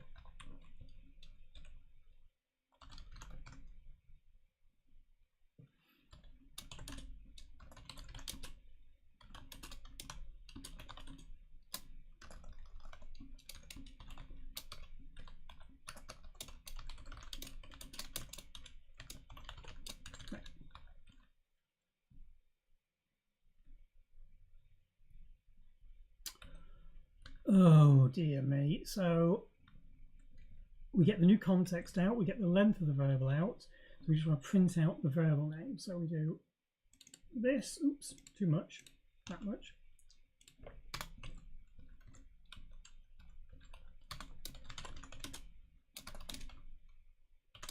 Got variable $buffer. Oh no, that's the value, isn't it? $var.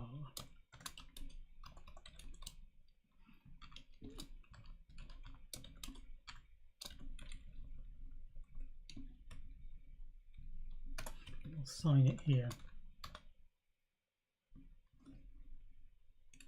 I think, I'm not sure actually. Is context null terminated or 13 terminated? I think it's 13 terminated. I'm not really sure.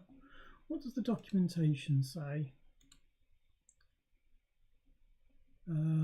That's GSTrans documentation. I want that. Set var val, read var val. So null terminated. It does tell me it's null terminated. So I need to go. No, not that. This one here. I need to get that string out of there. The easiest way to do that is to do int on for context to percent var string. There we go.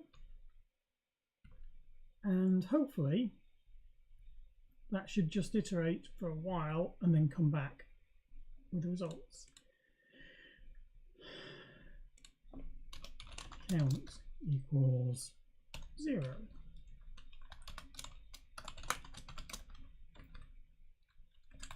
And or count percent is greater than 10.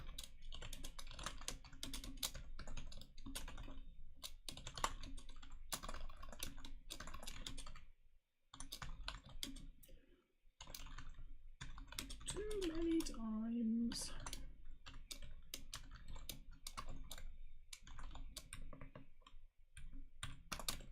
Okay. Likelihood of this working? Relatively low, but I think we're pretty good with it. Unknown or missing variable. Why do we not? On error next ER, comma port string plus that line.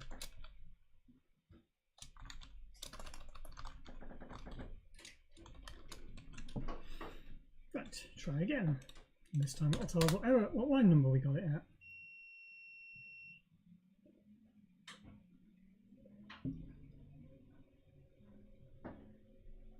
$124.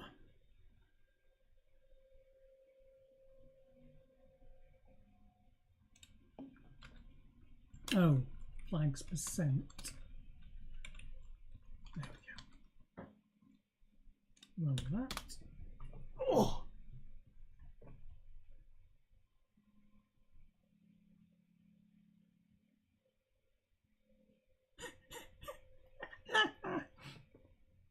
Not quite.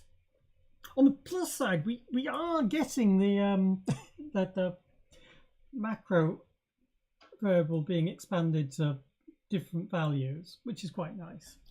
I'll just put a couple more spaces in there so it's a bit clearer. And I think this is my reason here, because I've forgotten to pass in the context. So it was actually starting the iteration every time. Let's try again.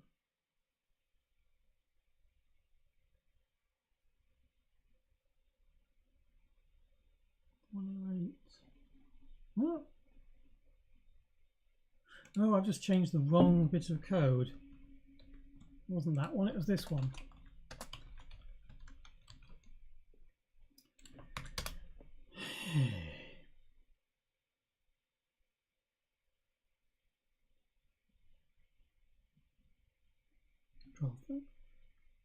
Oh, Mr. T. That's Mr. T as opposed to Mr. T, because you don't want Mr. T in your code. He would pity the fool that wrote this code. System variable not found at line 1230. Okay. I'm going to bet that that means I've got the variables round the wrong way. When I look in the read code here, I think that should be the other way round.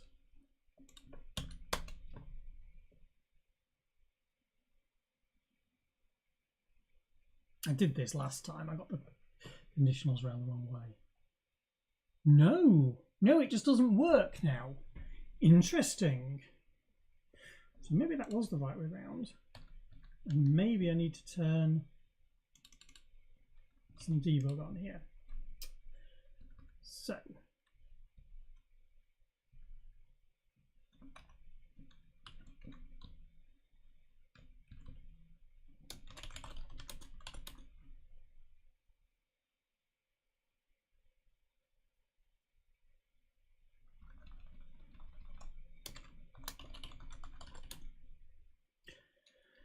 Enumeration, check.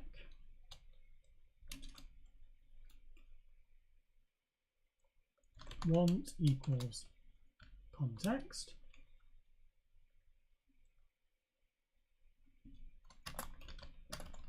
Current equals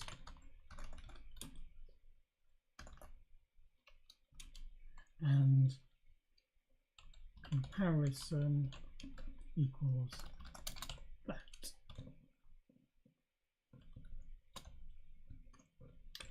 Context, name and found.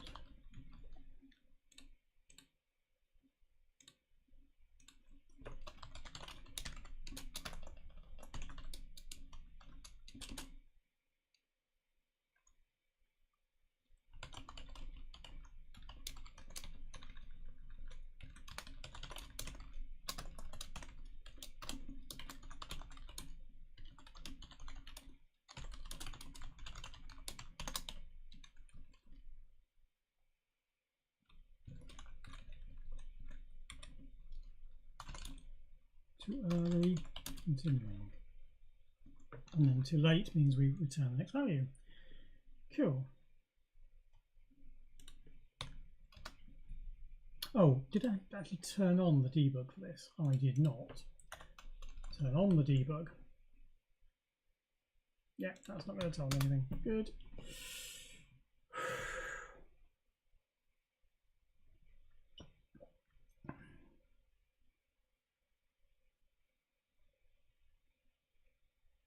Right. Got variable macro. Enumeration check. Want my macro. Currently want my eval. Checking my eval. Okay, fine. I thought context was meant to have been set to 0.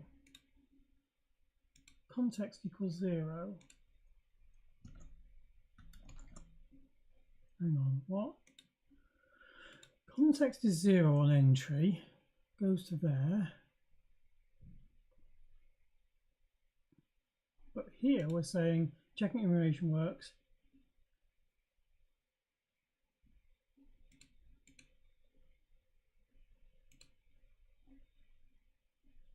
Oh, no, here we should be returning everything. Except we haven't got wildcards implemented, so I can't do that. Right, so now we need some wildcards.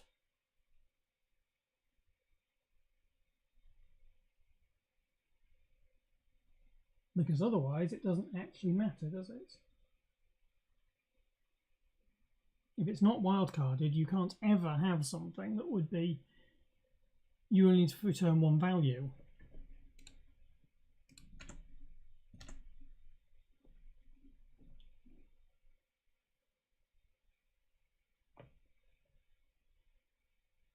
Yeah, so go back to here. Read.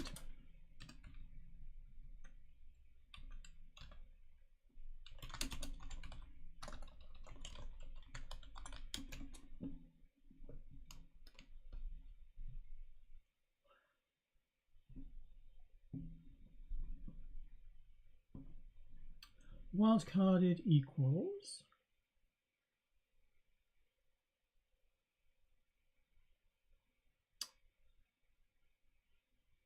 stra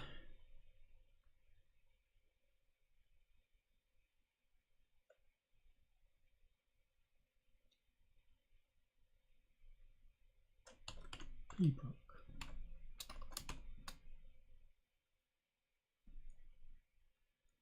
Pbook is the right one, isn't it? Stop when we meet one of the characters that was specified, or null. Oh, can't type.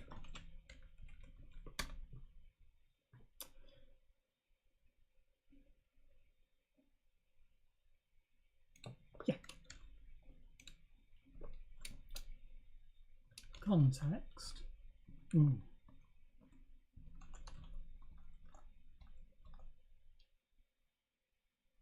No.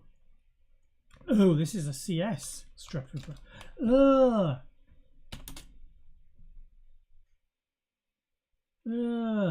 Yeah, fine.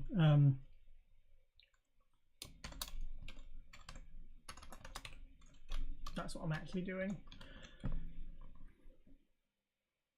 Although, why am I even doing that? Why don't I just have a custom function that says is wildcarded? And I don't want it on the context, I want it on CS.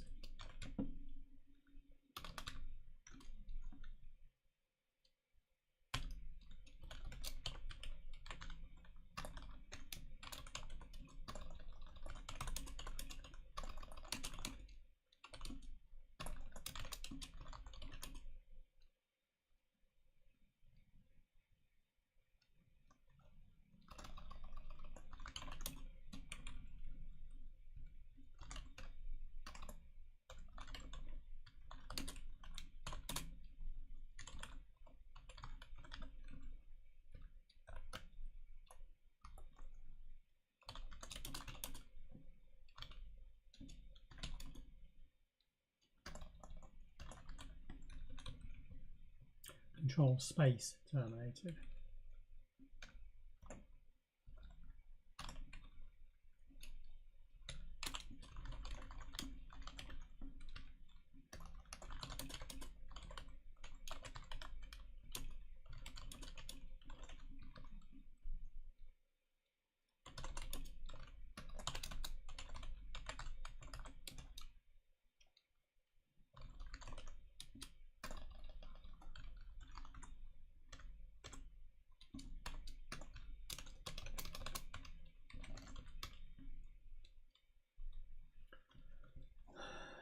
could put this in here actually, couldn't I? CS wildcarded.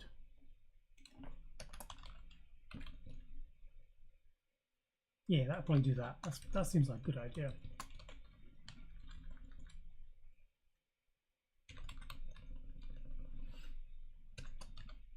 So then I put all my control space handling strings in one place.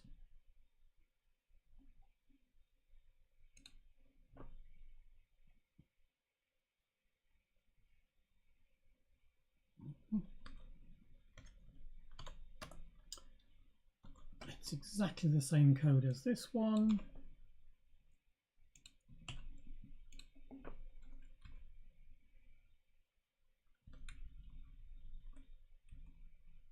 Except it's not all in the loop. If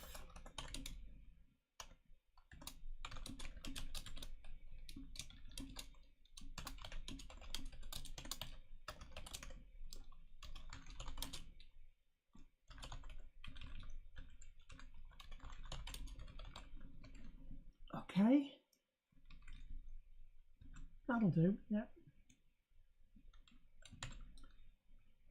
That goes into the thing here. Right. So now I have a function that will tell me whether it's wildcarded or not. Good. And I can use that to say, bool here, better way of doing it, bool CS wildcarded, CS, there we go. If, oops, no.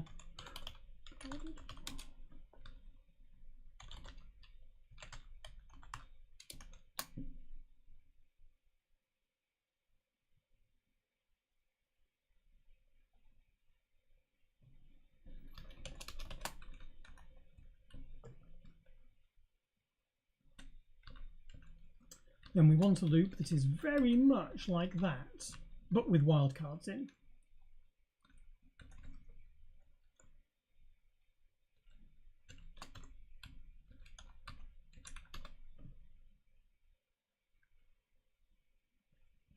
If it's not wildcarded and you've got a context value, then we know we can't match it.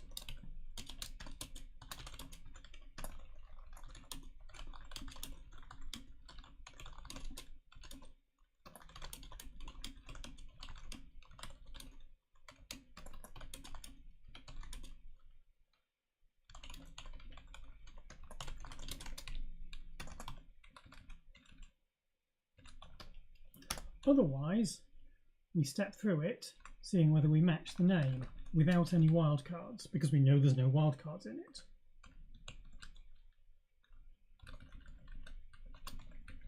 Which is very much what the original code looked like.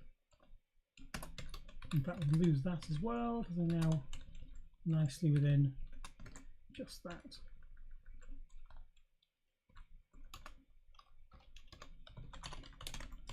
Non-wildcard search for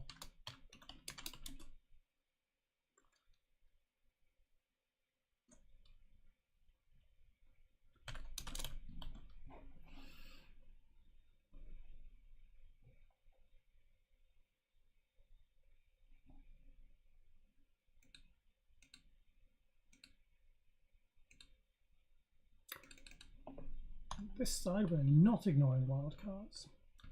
Apply the context, and now we don't just apply match name, we need to apply match wildcard.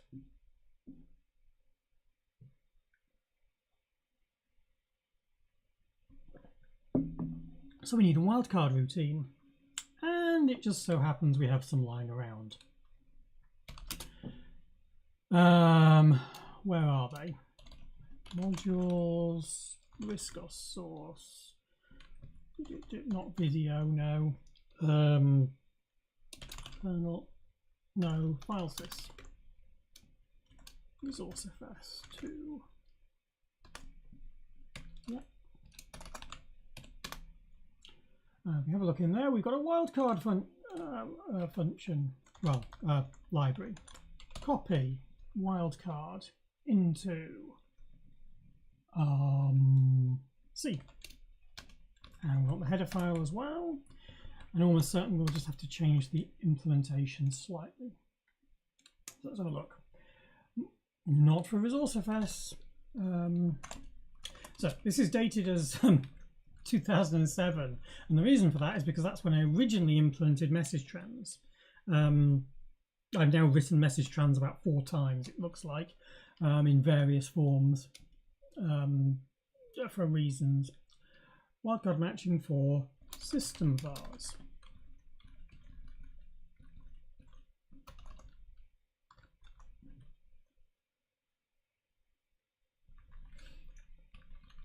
Case insensitive for ResourceFS. It's also going to be case insensitive for SystemVars.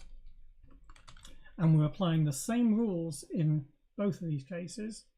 Simple case insensitive, that is what we're going to do just there.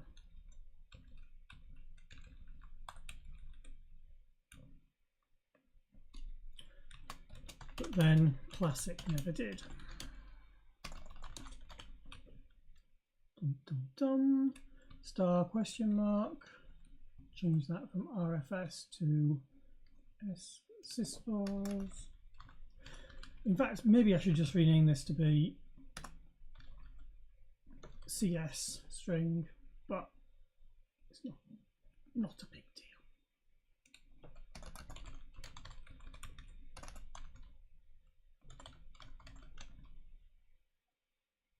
Because the code is exactly the same here. Okay, that's good. And with that in mind, I can now just copy this into the header. Yeah, because it's just going to have very slight differences there. Again, SystemVars. Yeah, I'm not writing a wildcarding function here and now because it's a solved problem that I'm just going to basically copy. So wildcard comes first, string to match comes second, can turn it by controls, Charles or space, which probably also means that this should be a CS string like that, a CS string like that. Oh. Yeah, that'd be more correct, wouldn't it? And the same goes for updating the header as well.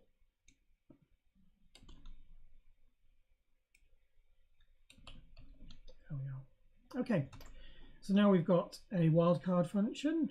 We need to add it to the make file. Oops.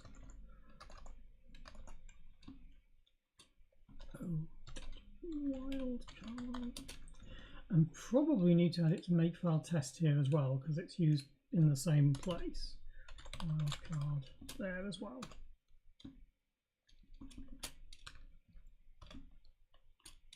That's a bit tidier. Okay. Yep, that looks good. So now we go back into variables again.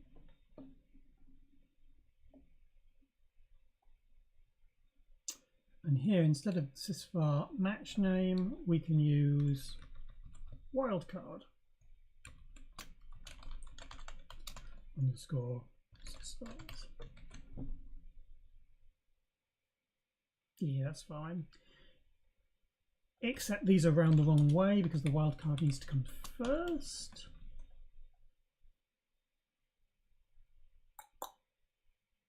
Yeah, it looks good. Except I've changed the wrong one because this is the non-wildcarded version.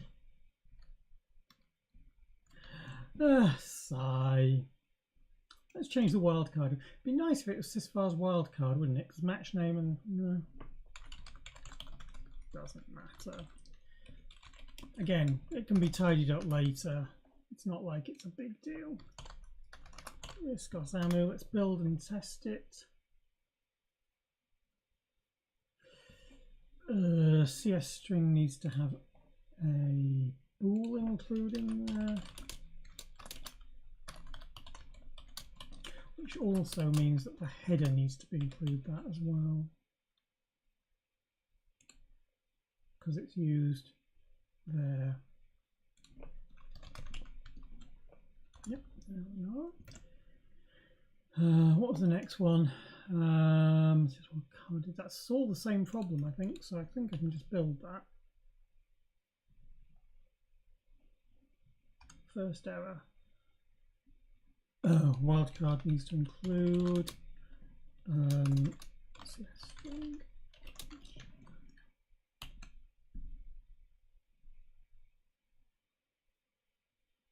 Still failing. Assignment of const object wild.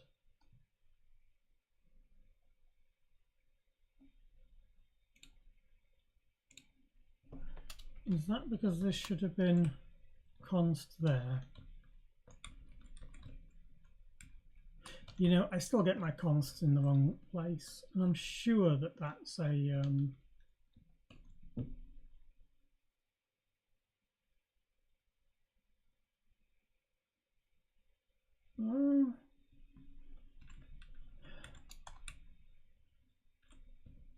I'm just going to take the consts out of there. I can take them out of here as well.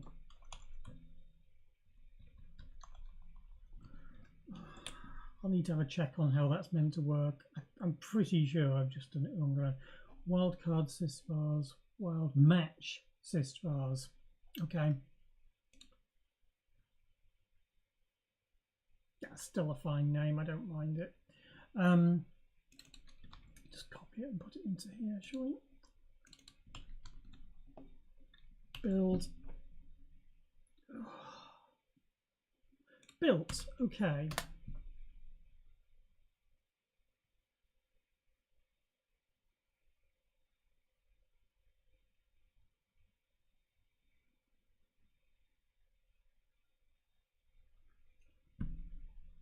Correct, because at the end of the enumeration you should fail. And you know what I've done? I have failed to use the X variant of the SWI call to not return errors.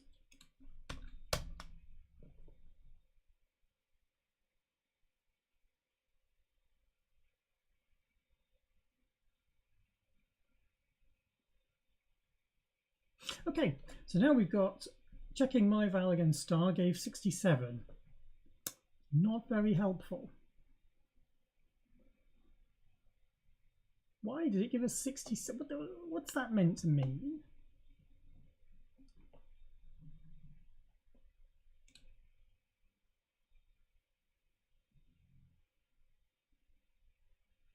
Actually, this means that it's not found anything, doesn't it? Because this is actually debug from the code. So, yeah. CS against. That is the right way around, isn't it? CS is the one that's got the star.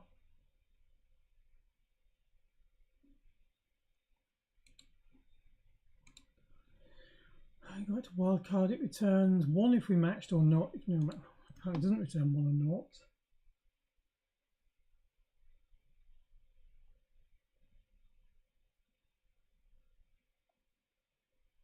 Zero, 1, 1 and 0. So it can't return 67. Why is it returning 67?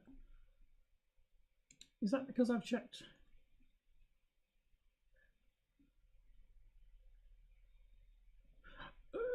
Okay, let's just include that. Maybe that's part of the problem. Include, I don't see why, but it could be. Wildcard.h.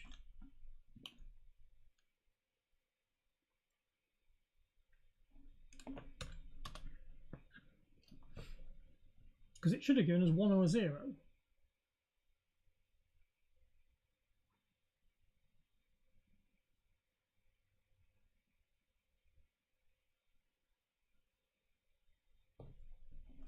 Checking dip against dip gave dip.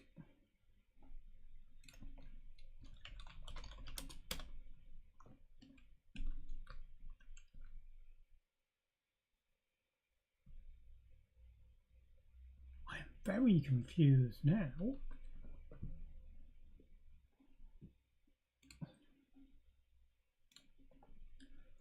what returns do we have in here? Return 1, return 0, return 0, return 1. Or return wild match, which is any of those other values, which is 1 or 0.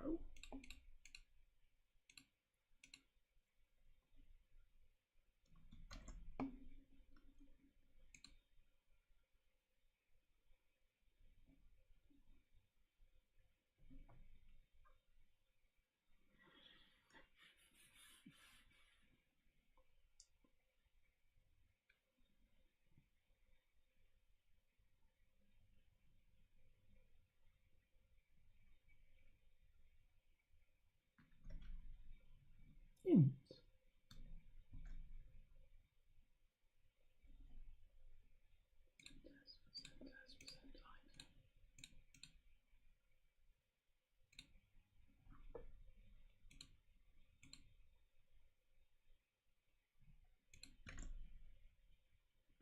This maybe match equals 1, then return it, but wild match should never be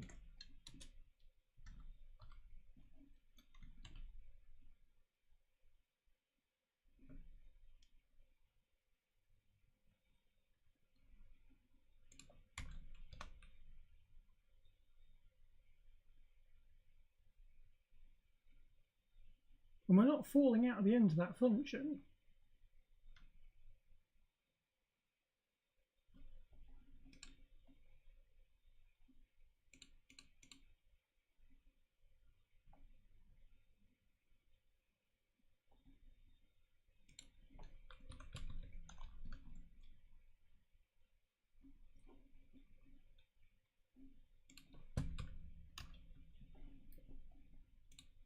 This is confusing me, in case you couldn't tell.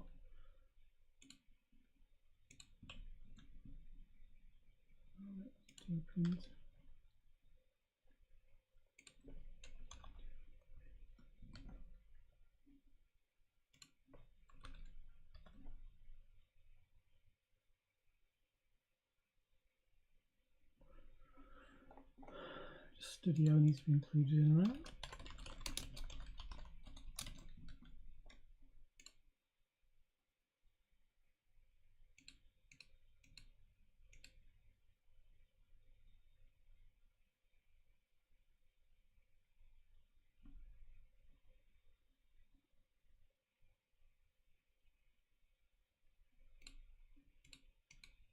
Hang on, testing the enumeration. Check non-wildcarded search for star. That is not a non-wildcarded search. That is a wildcarded search. Somehow I've got that completely wrong, which means that this function is wrong. Continue whilst. Ooh, okay. CS++ there. It skipped it. It skipped it. I've made that mistake a couple of times in the last 2 weeks. It's kind of interesting.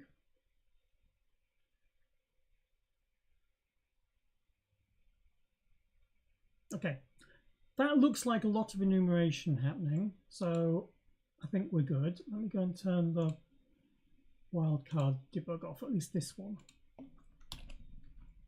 In fact, we'll turn both off. Let's just make it silent for now.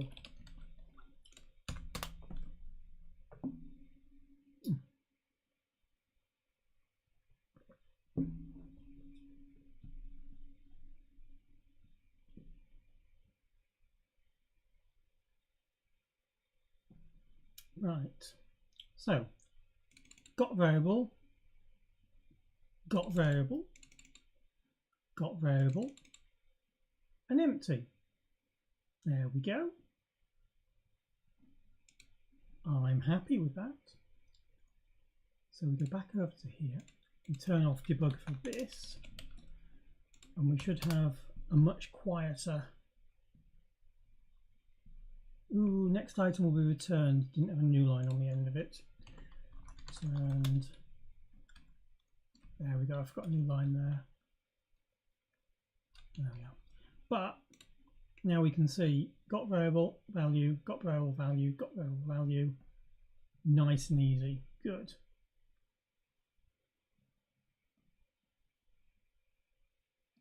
Oh, I feel quite happy about that. Quite happy with that.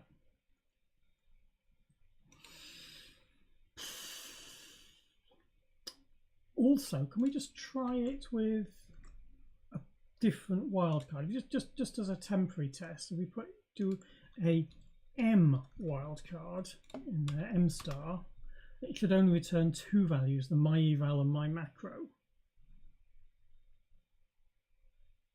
Yeah, it did. Excellent. We have enumeration working. C and H. Woohoo! Commit runs A. Right, so the only thing we can't do now is delete. And code variables. Yeah, that's it. Deleting code variables. Good. Added support for enumeration. We can now enumerate variables using the context pointer to list variables in order. All right, that's pretty cool. Push that as well. And we'll just check that we actually get a passing test on that, I think. Because if we don't, then we want to fix it. Ooh, previous one failed. Probably means this one's going to fail as well then. Let's have a look.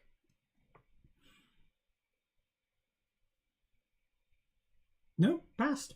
Awesome. All got a load of ticks on that. Nice. So, next thing is system variable deletion. Deletion is kind of fun, actually. Oh, yeah.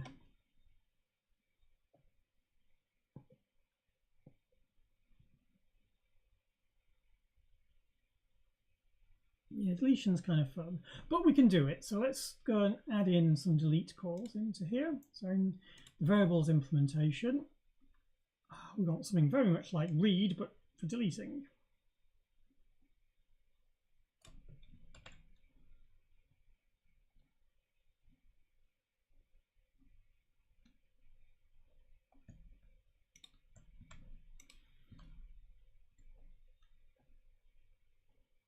Read, yeah. There we go. So delete a system variable.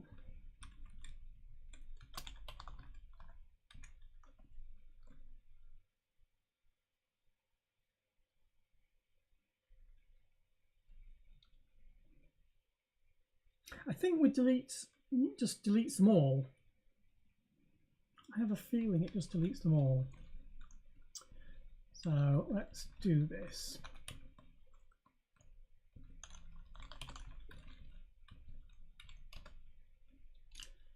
Right. Sys, in all cases, actually, we don't want to do this. So sys var underscore t last p equals ampersand SystemVars.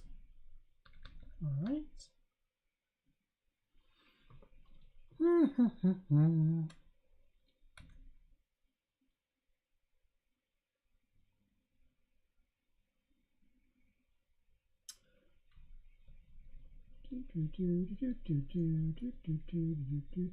Right, if we matched it,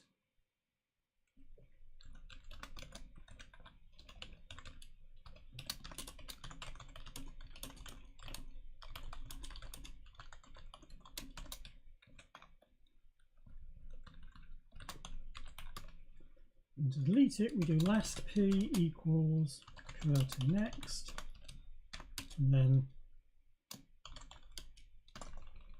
SystemVars free of this variable. I'll implement free because I think we've already got most of that in the other. Actually, we already got this in finalize. Yeah, not quite. I mean, there's. Maybe it'd be nice to actually call SystemVars free cur there. And that can then have all of the code that does the freeing in one place.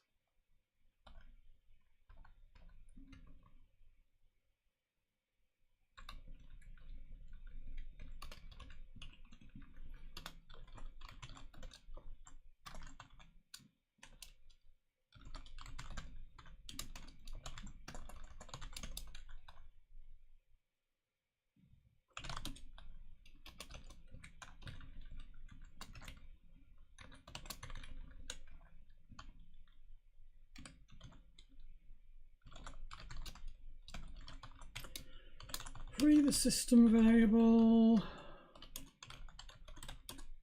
supplied, which has already been unlinked.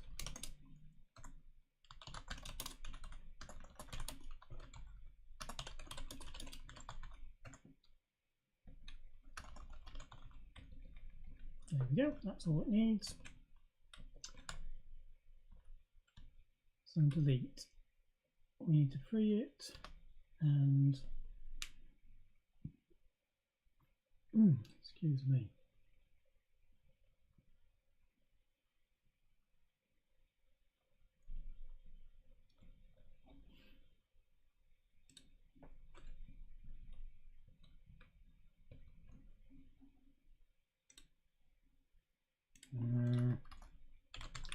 We'll do it this way instead, just because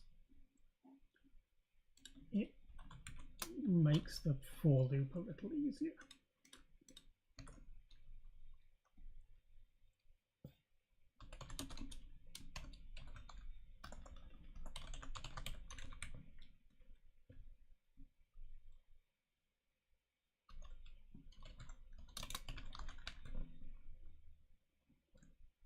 Not very efficient, but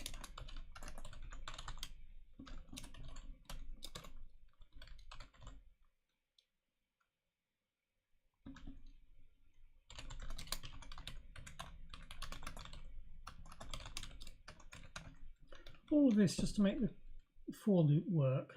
Not very nice.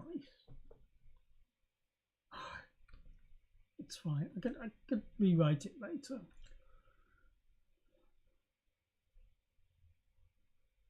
Last var, sorry, not last cur.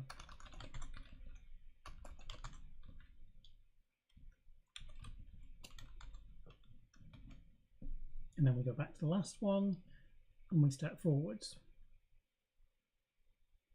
There we go.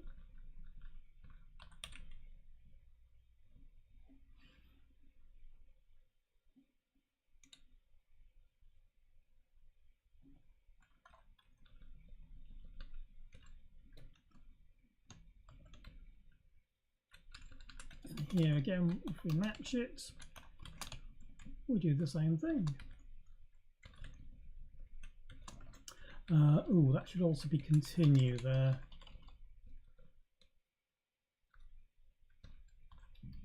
No, it doesn't need to be continue, it can just be else last var equals cur. There, that's what we do.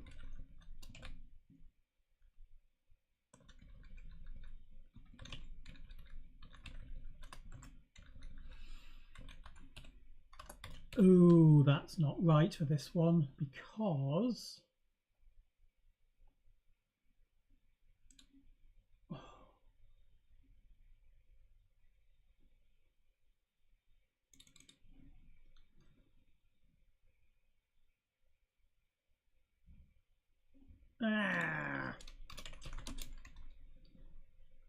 no. Start again.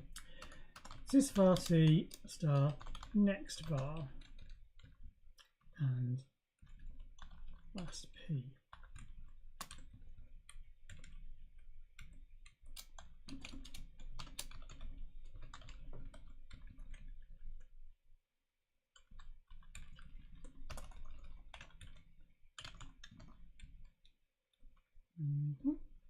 At this point,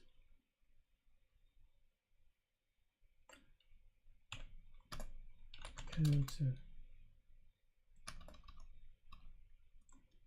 next var equals cur to next.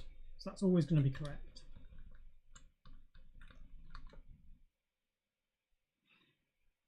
But we also want to do last var, last p equals cur to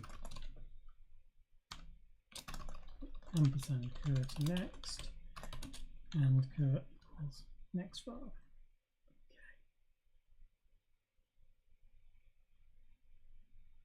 Every time around the loop, we remember where we were.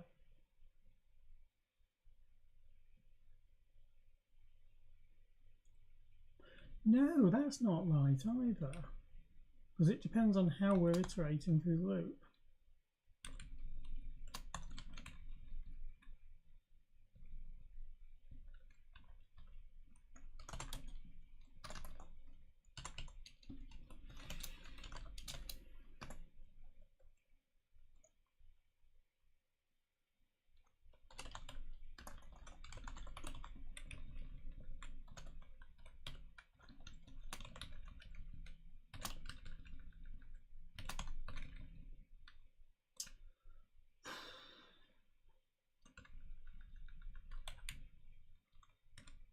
Delete this variable.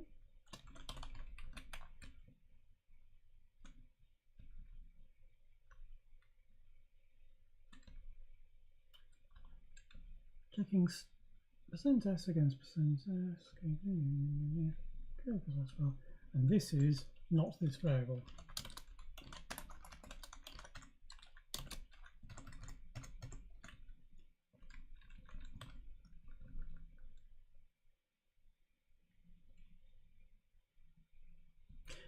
And they also wrote the code differently now, so I'm using last p.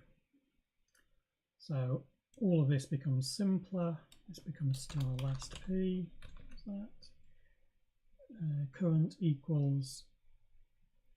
Current is hang on. Oh no, I do need the last current. Oh come on. Last var. I do need to know it. Oh, I'll leave it the way it was. Last var is null, then it's the first one. Next equals that. Not this variable, didn't go to there. And this one, non-wildcarded search.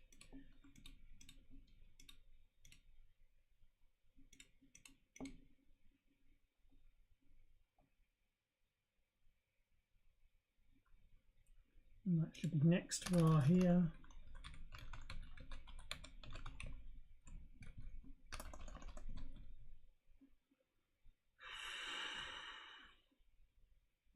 Again, next var. This start T star. Oh no. Don't see that. So next var equals cur to next.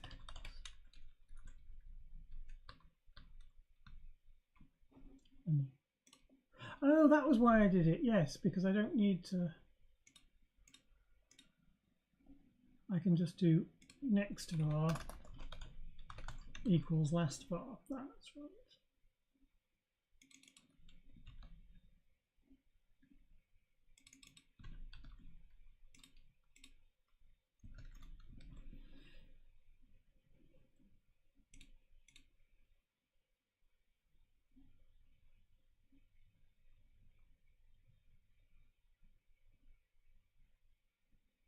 Yeah, that's right. Okay, let's try deleting something then.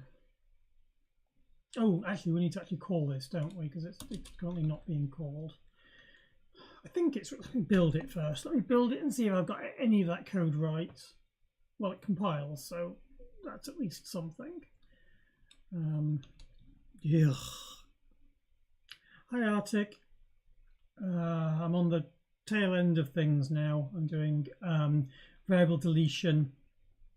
I'm getting very confused with myself, but yeah, it seems to be going okay.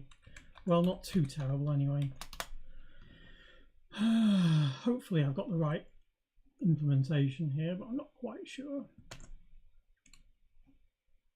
So if we go into module, I want to do some deletion. So set var val.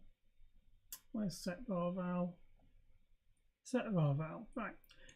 Negative to delete the variable. So if data len and 1 to 31,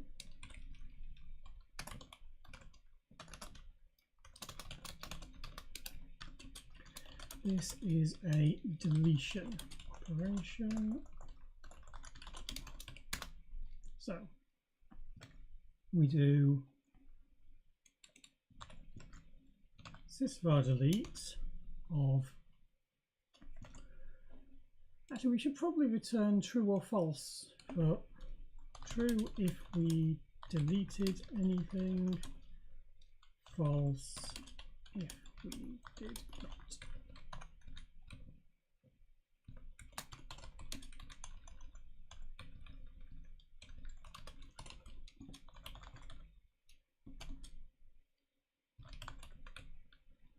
And then as soon as we hit one of the deletion points here, we'll go deleted equals true, and the same goes for the non-wildcarded case.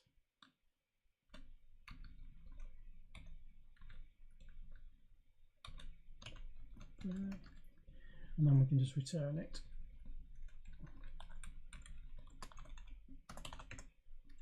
Okay. Oh, and then that changes the prototype as well.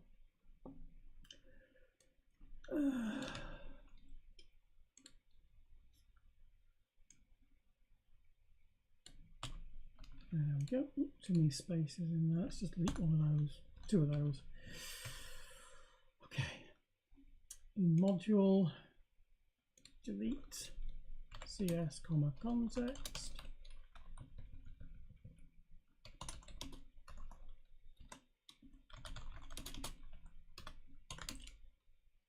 In fact, we don't even need a context, do we? How long did this project take you? So this system variable one, this is episode 3. So this is my 3rd week of doing it. So we've been doing, well, it's about 3 hours each. So this is the about 9 hours we're into now.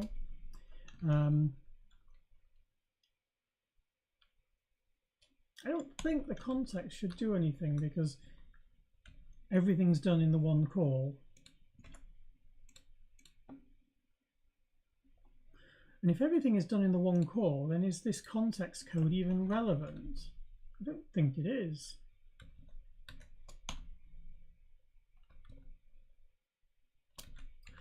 And if the context code isn't relevant, then all of this becomes simpler. And that not this variable goes away.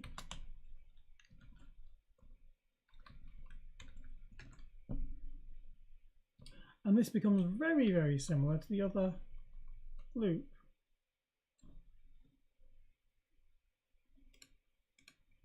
And we don't need the context anymore because, as I say, we're not using it. We're not using it, then it comes out of there, and it will come out of the context not null, that's irrelevant there.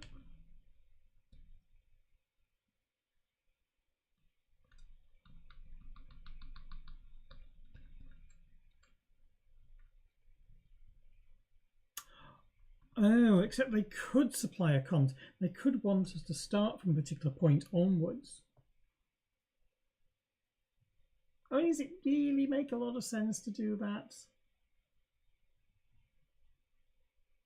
I'm going to say no and just not care, because I think it may not matter. If deleted, return null. Otherwise, return no such variable. There we go.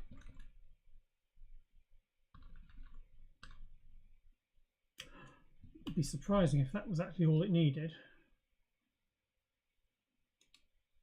I haven't copied the changes across.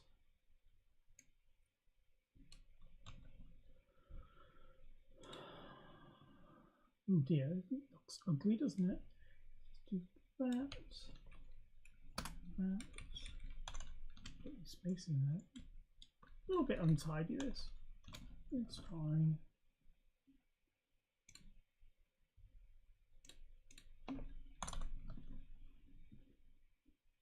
Okay. Back to the module, build again, and successful. Successful. Okay. Now I need to change the code so we actually do delete something. Let's try and delete something.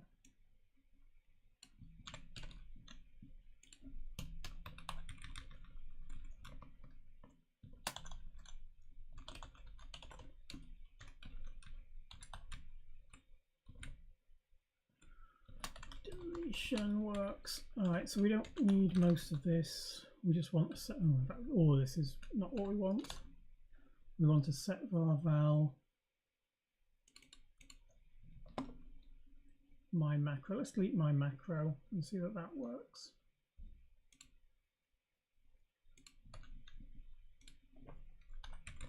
Length of -1. Oh, sorry, no, wrong way around. Length of -1. We don't need to pass in a value, so we can pass this in as 0. And it doesn't matter what type we pass it in there. Pass in type 0, in fact. Okay. And at the end of it, it should print out the list of variables and tell us that everything is, that my macro has gone, hopefully.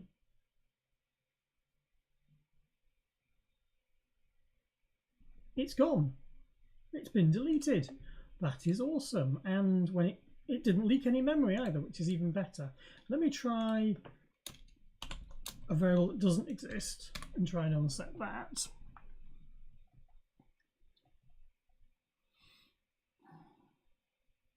No such variable. Woohoo! That's good. Like that. There we go. That's deletion working.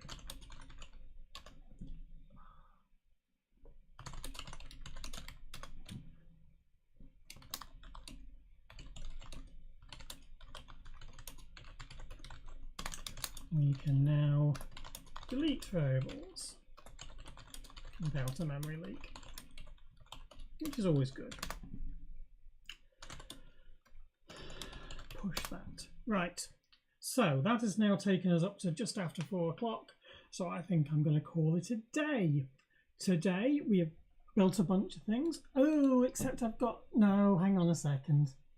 I have a little bit of frustration with something in 64-bit doesn't work, does it? What's wrong with the 64-bit side of it?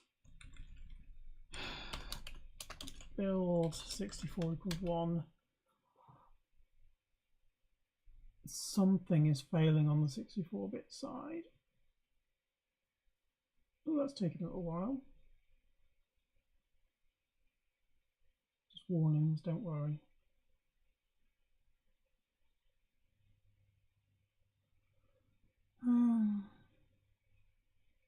GSTrans, right, GSTrans not yet implemented on the flags, and did I even implement that properly in Riscos Paramaniac? Oh, I do not know.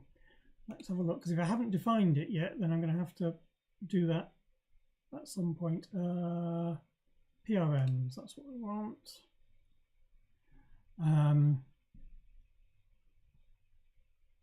And I want interfaces in 64-bit. GSTrans. Ooh, I have defined it. GSTrans. In 64, it does not return the buffer overflow state in the process flags. X1 will be set to 0. X2 will be set to max length. Okay, that's good. So in which case then it's pretty much exactly the same code as this. That's nice that I've defined it. At least it means that I'm not stupid, not making silly mistakes. So we don't output the flags. Instead, I might as well output R1, R1 to 2, and this is O flags should go in here because that only applies to that version.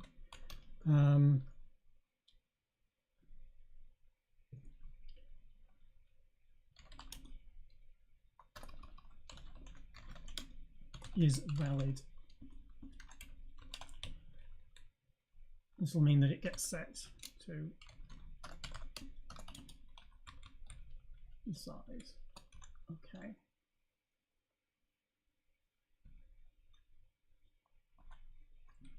All right, so if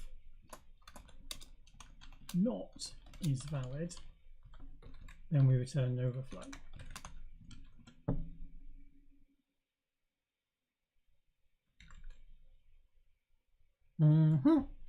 That seems good. Actually, what we should be doing here is error is null and not valid, because only if there wasn't an error returned is that the case. All right, there we go.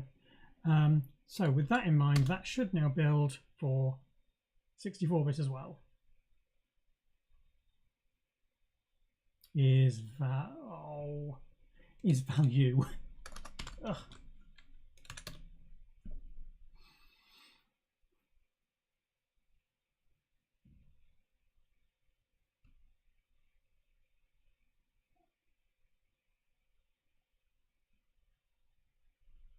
I'm feeling pretty good about this. 64-bit build working as well, and 32-bit build. 32-bit working as well. Wonderful. Fix for the GSTrans calls not working in 64-bit Christos.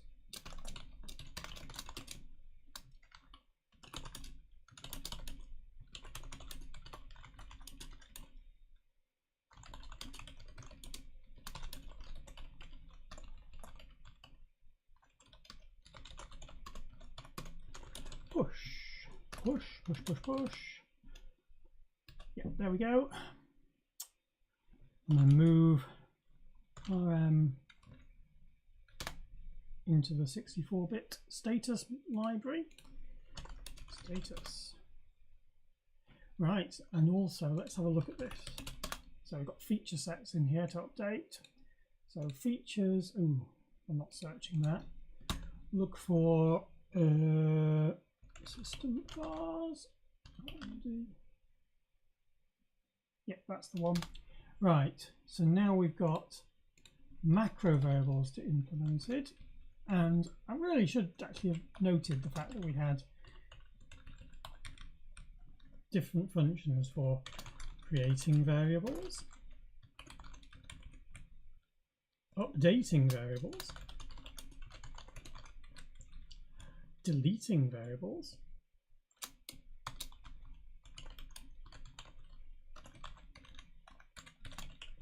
and of course reading as well.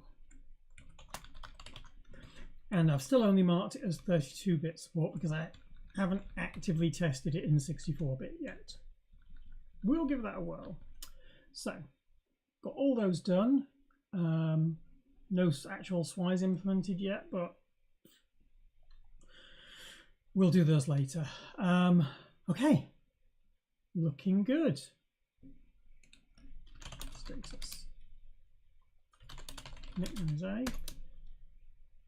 Updated the system variables implementation. We now have updated variables. Updating variables, sorry. Deleting variables. Setting macro variables and reading them. And what was the other bit we did? Oh, enumeration. Enumeration of variables. Yeah, all looking good. So with all that done, I think that's pretty nice. We'll push that onto the 64-bit status repo, and we will call it a day there, I think. Thank you for watching. Next week, I will not be doing a session. There will be one the subsequent week. I'll try and schedule that this week, so we actually have it for next week, for the week after, sorry. So basically nothing on the 12th. There will be nothing on the 12th because I will be recovering from having had my wedding on the 11th. And I think maybe it would be good to have a bit of a break as well. So we've done really well with this one. I think we've got a lot of the implementation done. It's only the last bits of code variables and then hooking into the operating system interfaces to do, and then we can start thinking about optimizing and doing other bits and pieces with it, or call it a day there and move on to something else. All right, thank you very much for watching. Sorry I was a bit confused at the beginning and a little out of sorts there, but hopefully it's been interesting. Yeah. All right, see you all later. Have a good weekend, and since I won't be here next week, have a good week as well. Bye.